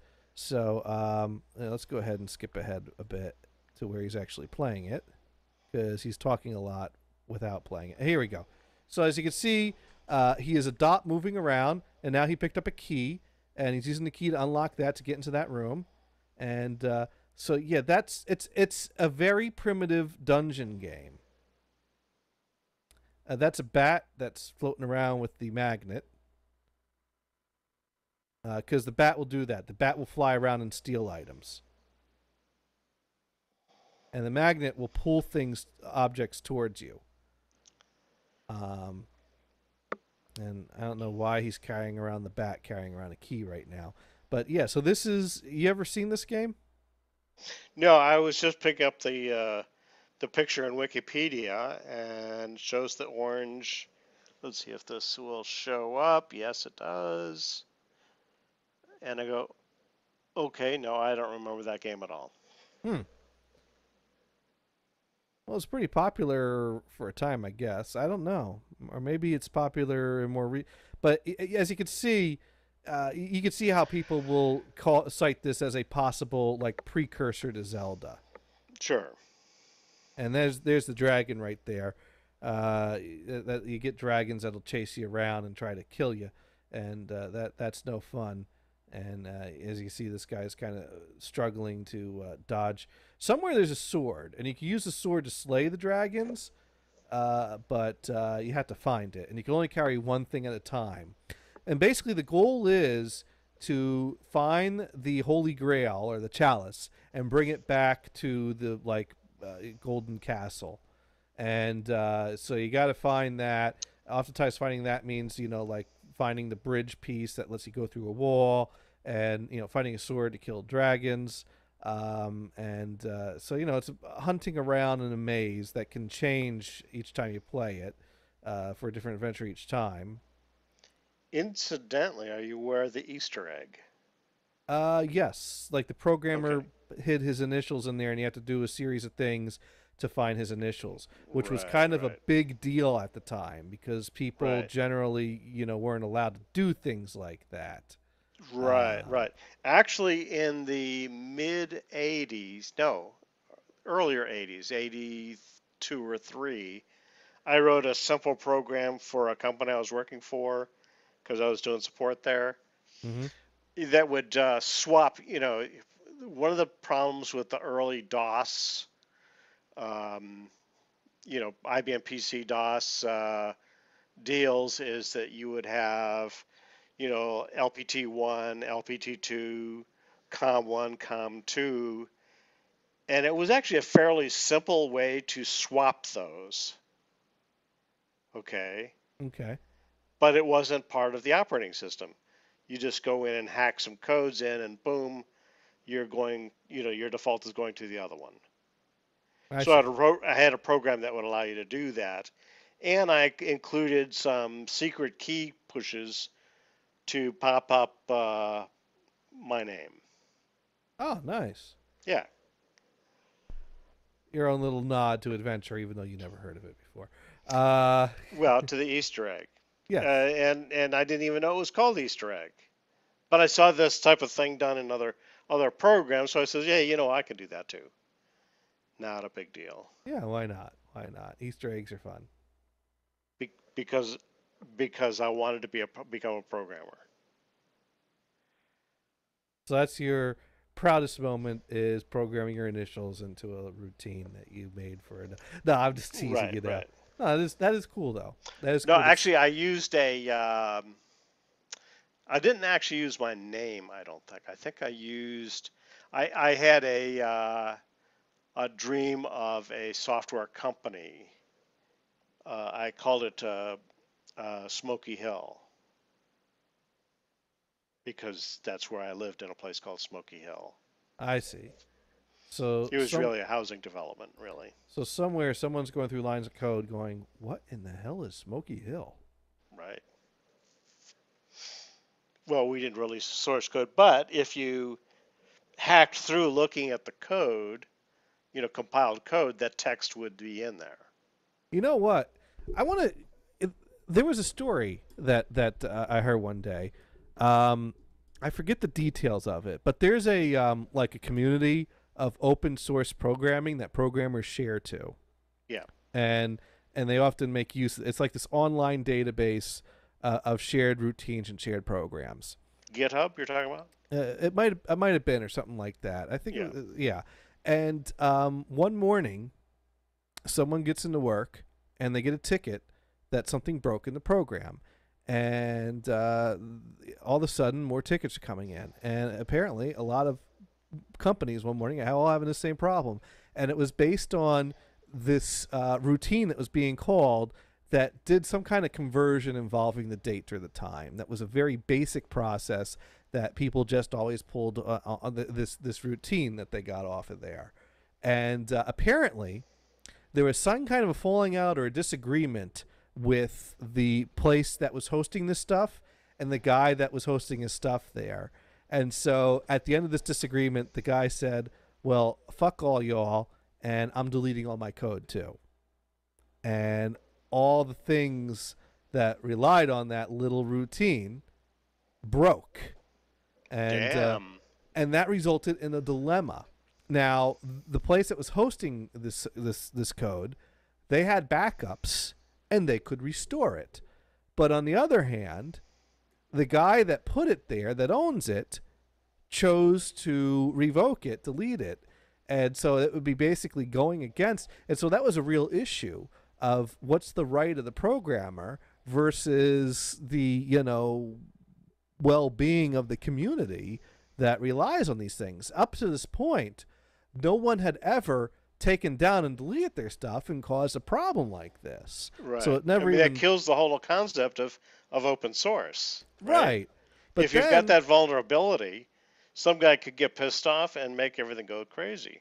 But then if you decide that you can just restore someone's code and set a policy that once you post it here, we can use it as much as we want to, that could discourage people from wanting to share their code because now you're, kind of taking some power away from them. You're kind of saying, hey, you post this here, that belongs to us. Right. Not necessarily that it belongs to us, but that we will leave it here and you can't take it down. And that's what ended up happening at the end of this. Right. But there was a lot of debate on both sides. I'm wondering what as a programmer, what's your take on that? Do you think you should have the right to take away what you put out there, or do you think when you put it out there, it's now out of your hands? And I think it's like declaring something as public domain. Okay. Yeah. It's out there. Make corrections, but you can't revoke it. Okay. It's already out there. That's the whole idea. Otherwise, open source goes away. Once you share it in a forum where other people had access to it, you Right. can't decide to undo that later. Exactly. And that makes sense to me. I understood the other debate, because the other debate was this guy, he made it, he used it, and if he decided he didn't like the way someone was using it, shouldn't he have a say over that? And I guess at the end of the day, it's, well, no, because then that creates too many problems. Yeah. But that was a serious issue for a period No, of time. I think it is a Yeah. serious issue, but Yeah. hey, you agreed to the terms of the open source community. Now, what about you work for an employer, you write code for them, Yep. they own that code now. Yeah. And that could be an issue when someone is offered a job at a competitor. Because on the one hand, they have the knowledge of what they did, Right. but you're not allowed to take your source code with you. But if you have it up here and you rewrite it, how is that different? And a lot of guys will take code with them as they go. Yeah, I mean, there was when I worked for Analog Devices, which was basically a Right. lot of engineers that were writing code and developing projects and developing things. That was a huge issue because there's intellectual property, and there were times that people would bring in hard drives and start saving stuff and then walking out the building with it when they Now, I quit. witnessed that this was in the mid 80s. I witnessed, now I didn't know the person, but I know of him because a guy I worked with had worked with this guy. And this guy that I knew actually worked on the code. But the third party, he was a guy that worked in human resources department. He didn't know how to code. He got together with my friend to write this code. Okay. Mm-hmm. So all of this was done on company time, right? Right. Apparently he got a copy of the code or something, and he claimed that he had the copyright on it and went to sue the company for using it. But they did it on Even it company was time. all developed on company time by this guy that I knew. I mean, it's like, dude, what the hell you think you're going to pull off? Well, now, did he have an agreement with the company that any work that he did on company time was their property? Well, it's a little bit more complicated than that because, of course, the guy wasn't a coder. Right. So if you write a poem while you're at the office and it gets Right. published and you get paid for that, would the company be able to say, well, since you wrote that while you were on the clock with us, we own that? Or more direct to the point, Scott Adams, that wrote the Dilbert comic strip, Yeah. he did that while working for Pacific Bell, then later AT&T, and everybody said, "So that's fine, we don't care, no problem. Yeah, you're talking about our company, but you're not naming us. We really don't have a problem." Eventually, he got fired because it says, "You know what? You don't need to be working for us." You know, Right. uh, and yeah, he has all the rights to the material that he put together. Right. And Now, the that's question is, did he actually do any of the drawing on company time while he and was there? and does doing personal work during company time then entitle the company to claim ownership of that work? Right. Because I think the company would have to prove that he well, was doing it on their time. and even so, I still don't think it's that open shut because Yeah. coders who code for a program sign agreements dictating that the company owns that code. And if you didn't have to specify that, they wouldn't make you do that, right? So that means if you don't have an agreement with the company, they can't easily claim that they own the code that you made on their time. So it would certainly, without that agreement, does the company still own the work that you do on their time? Yeah, I mean it's a good it's a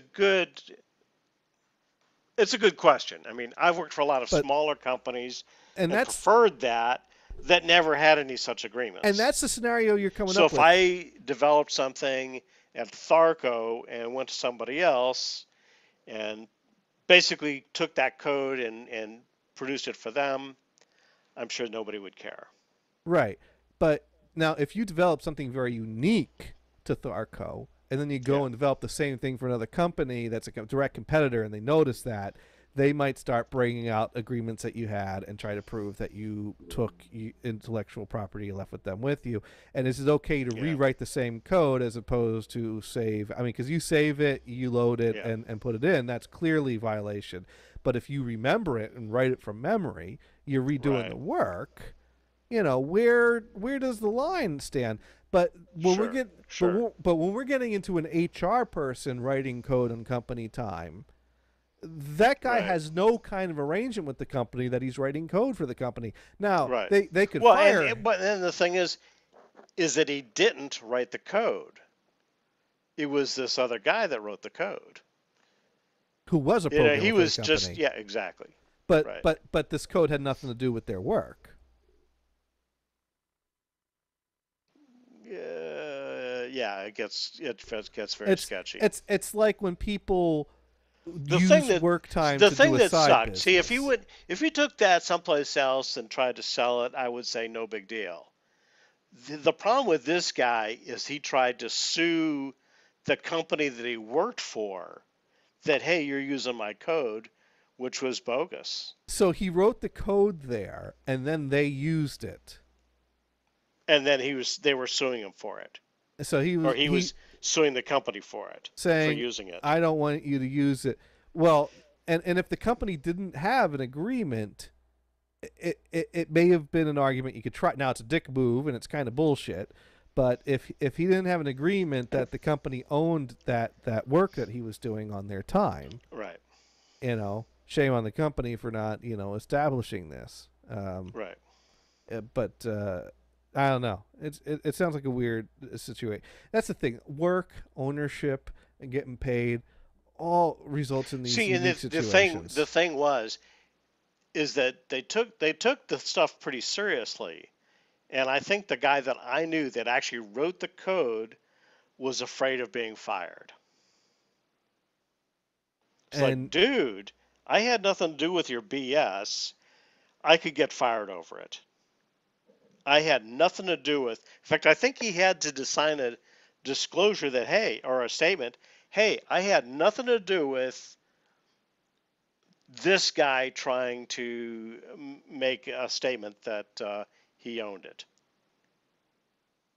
Huh. I think he had to separate himself from The HR the person had BS to that this separate himself from this guy. the coder had to separate himself from the HR guy. I see. And I can't remember if he got fired in the end. You know, the HR guy got fired. I don't remember. I would expect so. Again, that was in the 80s. Hmm. Of course, there was a guy that violated some security rules, and first go around, they kind of slapped him on the wrist. Second time, they said, well, let's dig into this deeper, and they found tapes in his house that potentially contained classified information. Then they fired that guy. It's like, dude, we already warned you. Yeah. No, that's not cool. Oh, speaking of safety violations, did we ever find out what the hell happened in Fairfield? No, I don't know what you're talking about. Oh, well, there was like 2 or 3 people got fired from Fairfield suddenly one day. And they were like the top people. And I don't think we ever found out what happened there.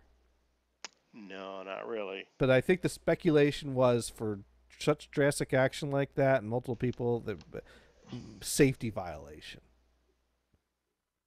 But I think that was speculation.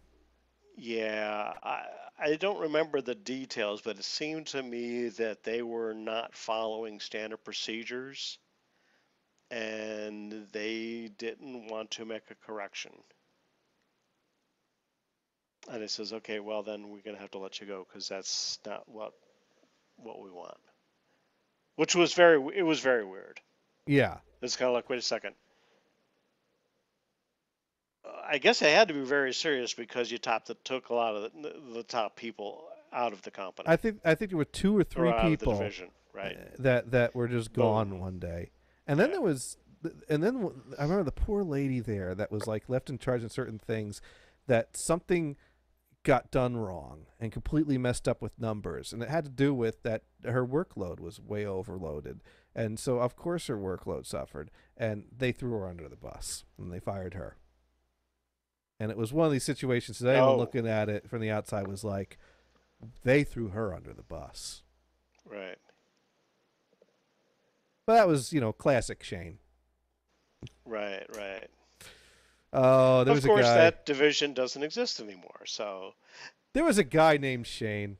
He was an interesting general manager to observe in action. Definitely. Friendly guy. I wouldn't mind going for a beer with the guy. Probably get some good stories out of him. Always, good for a laugh with me. I come into his office. His computer's not working when I come in. It's working when I leave. So he's always happy to see me. There are probably some other people that wouldn't say as kind things about him. But right. Nick, he was a little weird. Yeah. Nick loved to hate on that guy because he just was like, which is funny because the things that Nick objected to had nothing to do with anything that Nick did. But right. One day, and then you kind of wonder, did Nick even know him? No. I mean, he didn't deal with him on a day-to-day basis, as far as I knew. But I remember one day I made some kind of a comment. There was a guy named, what was his name? The guy that liked to give my Fong back massages. Eric? No. Gordon? Oh, Gordon. Yeah, he came in one day and said, I got to take my sexual harassment training today. So I want to give him one last, back rub here before I take my sexual harassment training. And starts like, and I'm like thinking to myself, I could never pull that off. If I got up and started touching my Fog's shoulders, I'd be out that door so fast. But then when Gordon could get away with a lot of things. How did he pull that off? How could I touch my Fong shoulders is what I really want to know. That's kind of bizarre, but yeah. I mean, yeah. I think it came down to Gordon could do anything he wanted because he was so wicked smart. Okay. And that's the general vibe I got was he was a nice guy, he was a friendly guy, and everyone liked him. And there was one time, Well, the folks at Boise, I think, didn't like him because they just didn't understand what the hell he was doing. well, they didn't understand what any of us were doing. And Gordon, he Right. didn't have to take anyone's shit, you know? Right. So, And so he just left. he was like, yeah, okay, I'm out In of fact, here. he kind of ignored that we were there until PCA came over, and then he kind of goes, "Okay, so the Boise people are gone. PCA is now in charge, and I can help you with these issues that you're having." Wow, I pretty much. didn't realize that's Yeah. how that went. I know Yeah. I knew he threw away his like service certificates on his way out the door. It just dumped them in the trash can. Like, I'm done with this place, and fuck all y'all. He was very Service nice with us. certificates, like what do you mean? Like employee of the month award type things. Okay, yeah, okay. He- Found them to be meaningless. Yeah, He gathered I them still up. have mine.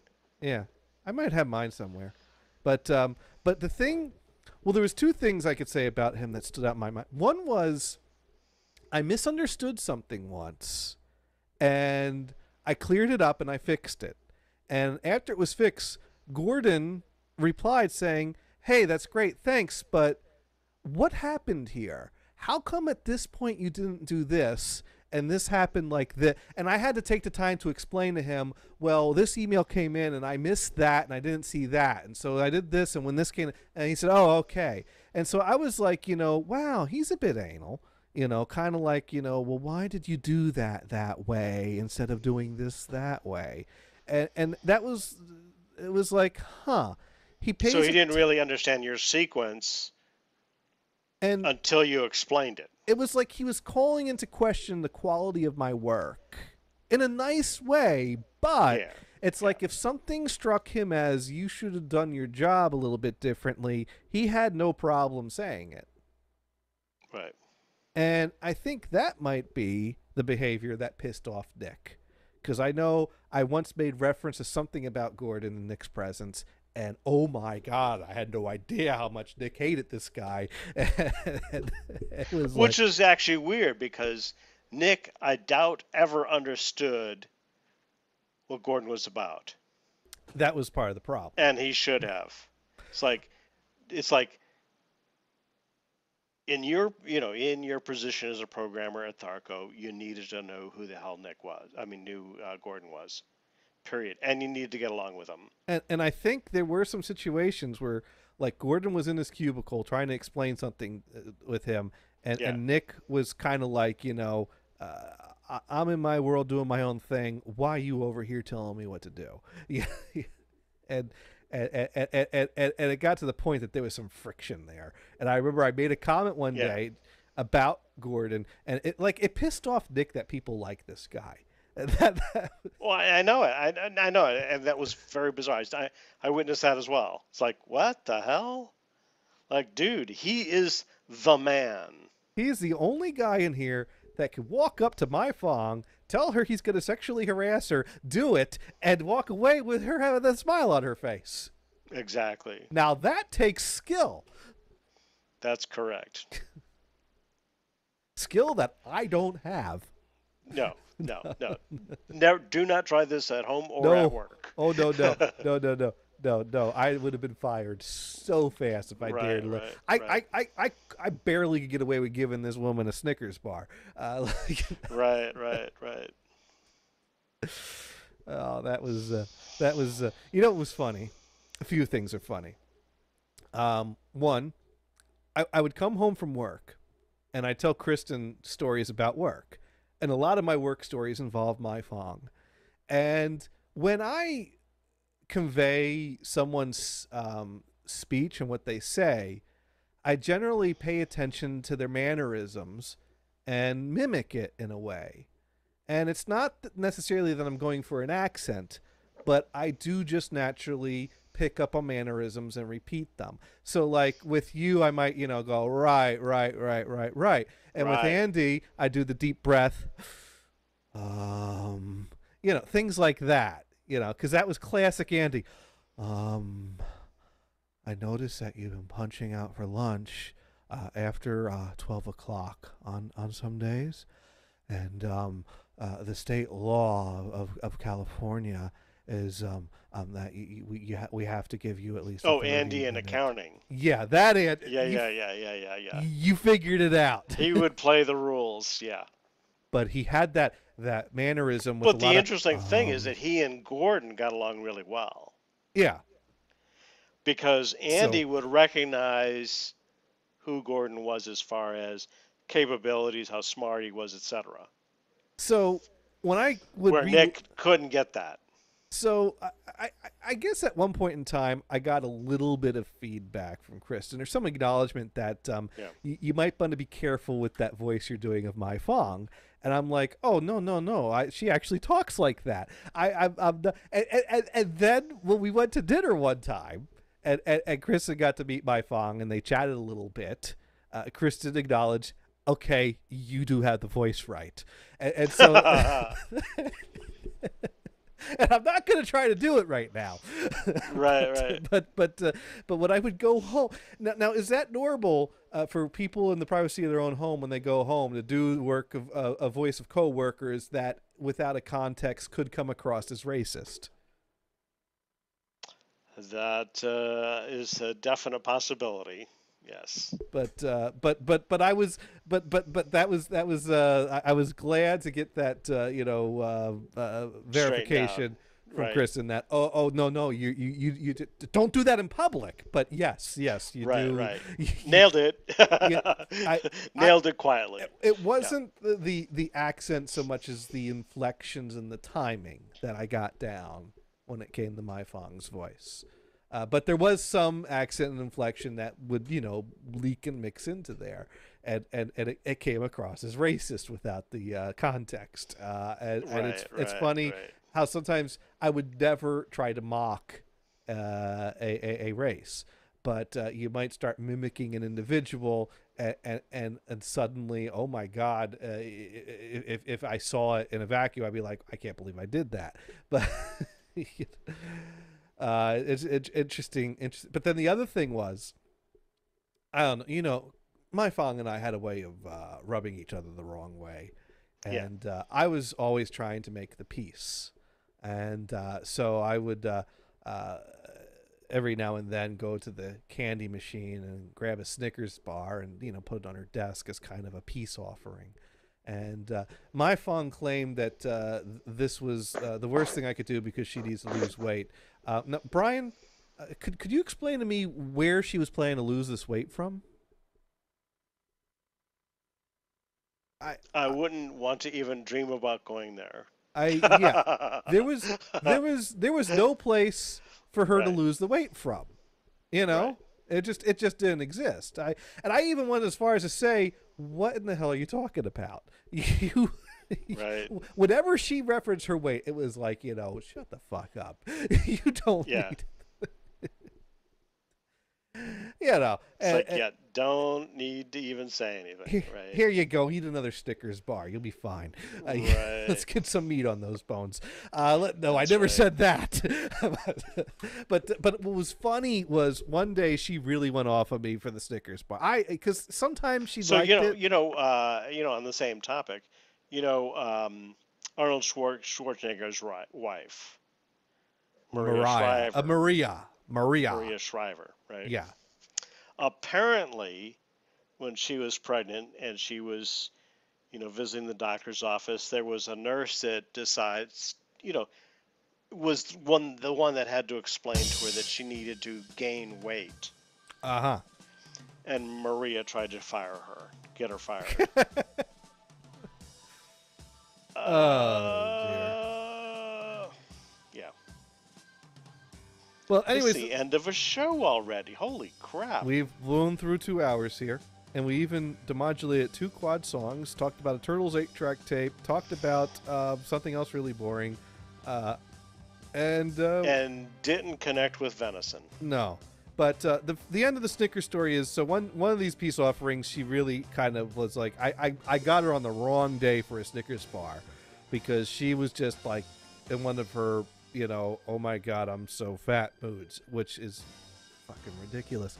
And I told her so. But I think she recognized it was a nice gesture and it helped a little bit. But she made me eat the Snickers bar, which I had no problem with. I wolfed that thing right down. So Boom, gone. Nice gesture and a Right. Snickers bar. And that happened to be the same day that we went to dinner at that hot pot place. Was that a dinner in your honor, or that might have been one of the? I can't remember now. Yeah. But we went to that like hot pot place. Yeah. And Kristen came with me, and I think that might have been the first time Kristen actually got to meet my Fong. And that's not the first time you met her. The first time you met her was at the Wendy's with the guinea pig discussion. But we got there, and I told Kristen the Snickers bar story when I got home from work.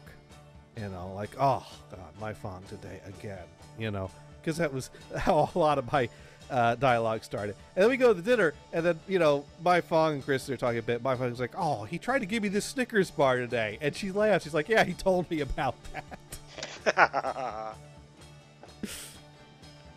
And I'm like, yeah, you see what I mean? She could stand to eat a few Snickers bars.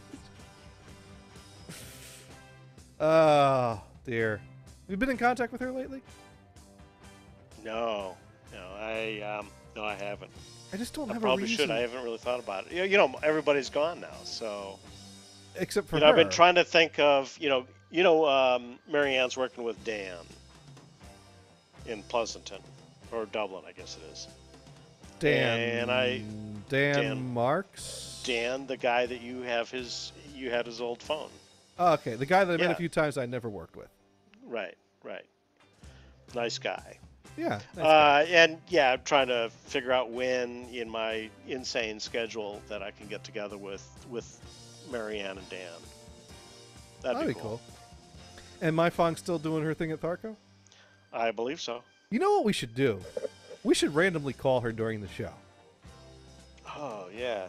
Do you have the home phone number, or you call her at work? I'm trying to think if I have a number I've texted her on at times. Let me see what we got here. See if we can how do you think that would go over with her? Do you think she would be responsive if the two of us just randomly call her up at a when does this show start, California? 5 o'clock? 5, yeah. 5. Yeah. Well, it'll be a break from work. Let me take a look. Let's look under M. My Fong. And I'm not going to say the last name out loud. And that's a 510 mobile number. There we go. Yeah. Yeah. We could totally try to call her. What do you think? Good idea? Bad idea? You could try it. Why don't you text her and say, hey, how are you doing? See if you get a response. I don't have a reason to ask Yeah, her try how to she's think doing. of some silly question. I feel weird reaching out to her. Because, what reason would I have to reach out to her? But maybe I'm overcompensating. Anyways, on that note, I think it's time for us to talk about just what is it we've learned this week. And, Brian. Learned a little bit about the music recording. That's very cool all the time. Yes. Whether they'll shut this down on us, well, crap, We might be back Please next week. don't. Or we might be property of Warner Music Group. Right. And this week I learned. What did I learn? I don't know. I learned how to put Brian to sleep. Is what I've learned. No, I wasn't sleeping at all. I'm in a relaxed position in this comfortable chair. You nearly trying fell to asleep. figure out how to get the. Huh? You nearly Not fell a asleep. wink. Not a wink. For the turtle story. No. Not a wink. Okay. Not at all. I learned that Brian was not familiar with the ad campaigns for Golden Graham cereal. Absolutely. I learned that too. Holy crap. Now, have you ever eaten Golden Grahams? I don't think so. Oh my god. Oh my god. It is the most awesome breakfast cereal ever. I love me some Golden Grahams. I haven't had some in so long, and if I wasn't trying to still do this low carb thing, I'd totally just buy out a box and a big carton of milk and just go Right. to town right now. I mean, it's like graham cracker and cinnamon and sugar, and And it's more sugar. crunchy, and it stays crunchy in the milk for at least a good solid half of the bowl. Because they really have a thick amount of sugar on it. Oh Right? yeah. All right. Well, anyways, thank you everyone for listening, and be sure to check back in. I'm available next Monday. I don't know what you're doing next Monday. Gee, You're a very busy Oh. guy. It's kind of turning into yeah, a I don't bi-weekly know. thing. I might be out, but I'll try to confirm when I got my plans worked out. We might be doing bi-weekly shows at this point. Well, Right. actually, it's Brian's schedule is busy, Yeah. especially this summer. Yeah. But stay tuned.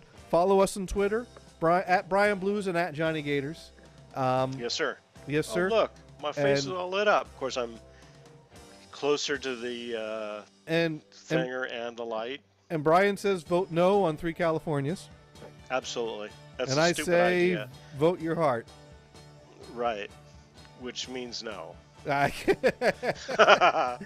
don't know. There are some people that would benefit from a 3 California. Yeah. Republicans. Well, I don't know. That would you stand to pick up more Democrats in the Senate if you're. Yeah, but as far as within your own state, you would have at least one Republican state added. Yes. And So there's enough swing on the other one that you might you know what? If there's a conservative, definitely one Republican state though. well, but here and that's not necessarily a bad thing, because there's a group of Sure. there's a conservative section of the state that is feeling Yeah. oppressed by the liberal majority. So that's No a big doubt about it. Well, and actually, it's not so much left and right; it's urban versus rural or agricultural. well, and that's the other thing, because the three and states then the suburban is someplace in the middle. And I feel Okay. like the split doesn't help that any, because San Diego, LA, and San Francisco each get their own state in the split. And so the way I see it, it leaves you with 2 liberal and 1 moderate state. It doesn't really leave you with anything that's extremely conservative as far as a state. Well, Orange County is part of the more conservative side, and that's definitely the case. With San But Diego. you might go from 2 liberal senators to 5 liberal senators and a conservative. So I mean, it's a lot. Or to 4 and consider. 2 or whatever. 4 But and 2. I think it's the people in those areas say, for us, we want representation that's more, I mean, California is the biggest state population-wise. There's some benefits to that. There's some disadvantages to that, and that's Right. why it's a worthwhile discussion and debate. right. What are you giving up? What are you gaining? And I think it's going to be very expensive for everybody. But that's not necessarily a reason to not go through. I mean, Yeah. change is painful, but if the other side of that change is the desirable place you want to get to, Yeah. you have to make it happen. But I think there's a lot that has not been thought through, and that really needs to be discussed ahead of time. I mean, the problem with the Brexit in the UK, of course, that's a completely different issue, is that it wasn't discussed enough. It's And a here's similar the issue, though. consequences. And Yeah. I think that I Yeah. think you're worried about the same thing. People voting for an outcome without consideration of the process to get there and Or what, the consequences. and the full consequences and Right. their vision of the outcome versus the reality. And if Right. Brexit was a more thought out vote, it probably would not have had the outcome it had. And I mean, you know what? I'm still not entirely sure that that's going to completely go. I mean, I feel like more people would rather not go through it than go through it, which says to me, where there's enough will, there's a way to put the brakes on and stop it eventually. It's Right. such a mess right now; it can't realistically go through completely. At the same time as how do you unwind it? Well, for one thing, you got to get the left-leaning party in power. Yeah. because the right-leaning party is still going through with it. And remember, what they called an election to try to get more representation and more leverage, and it backfired on them, and they lost leverage. And so already you see the direction it's swinging in. Right. So the next cycle very well may flush that out. And if the next cycle happens with enough time to stop Brexit, But maybe the European Union are going to say, "Hey, screw you. You're Yeah. out of here. We don't want you." I don't think it's I don't think that's beneficial to them. But I don't know the details and inner workings of politics. So Yeah, I mean it's very complicated. Yeah, maybe the Germans will say, "Hey, you know what? We don't want you. If you're not going to play the game, then don't be part of it." anyways, one thing's for sure, we got a traitor in office and we need to get rid of him. All right. I And there's other reasons as well. well, yeah. Yeah. But I mean, he is going to flat out treason right and under our noses. And it's ridiculous that the GOP stands for this within their own party. Oh, absolutely. That's very bizarre. Yeah. No one's going to stand up and say, "Hey, this is wrong." Well, the only people that have are the people who were already, were finished with their career. Right, right. And it's sad that what people, it just goes to show how corrupt the GOP is. Well, even if you look at a guy like Rubo Marchio, you kind of go, Rubo Marchio? Did you say Rubo Marchio? Yeah, I said it all wrong, didn't I? Yeah, just a little. Rubo But, Marchio. Yeah, right. But, I mean, like, where the hell is he coming? Is he coming or going? Maybe that's why I said it backwards. Yeah. Right? Well, anyways, a lot to consider. On that note, thank you everyone for tuning in, and be sure to check out all our great entertainment shows here on the No Holds Barred Radio Network at h3radio.com. Follow us on Twitter at Johnny Gators, at Brian Blues. Stay tuned. We'll be back on a Monday in the future. And also, stay tuned on the Johnny Gators Twitter, vote in the poll, and check out our Saturday gaming streams. Nothing coming up this upcoming Saturday, but Saturday the 28th, it looks like we might be doing some 2600s, but the votes are not all in yet. And thank you everyone for listening. Good night. So I'll do the venison bit here. If you Google Rubo Marchio, you'll get who I'm talking about. Good.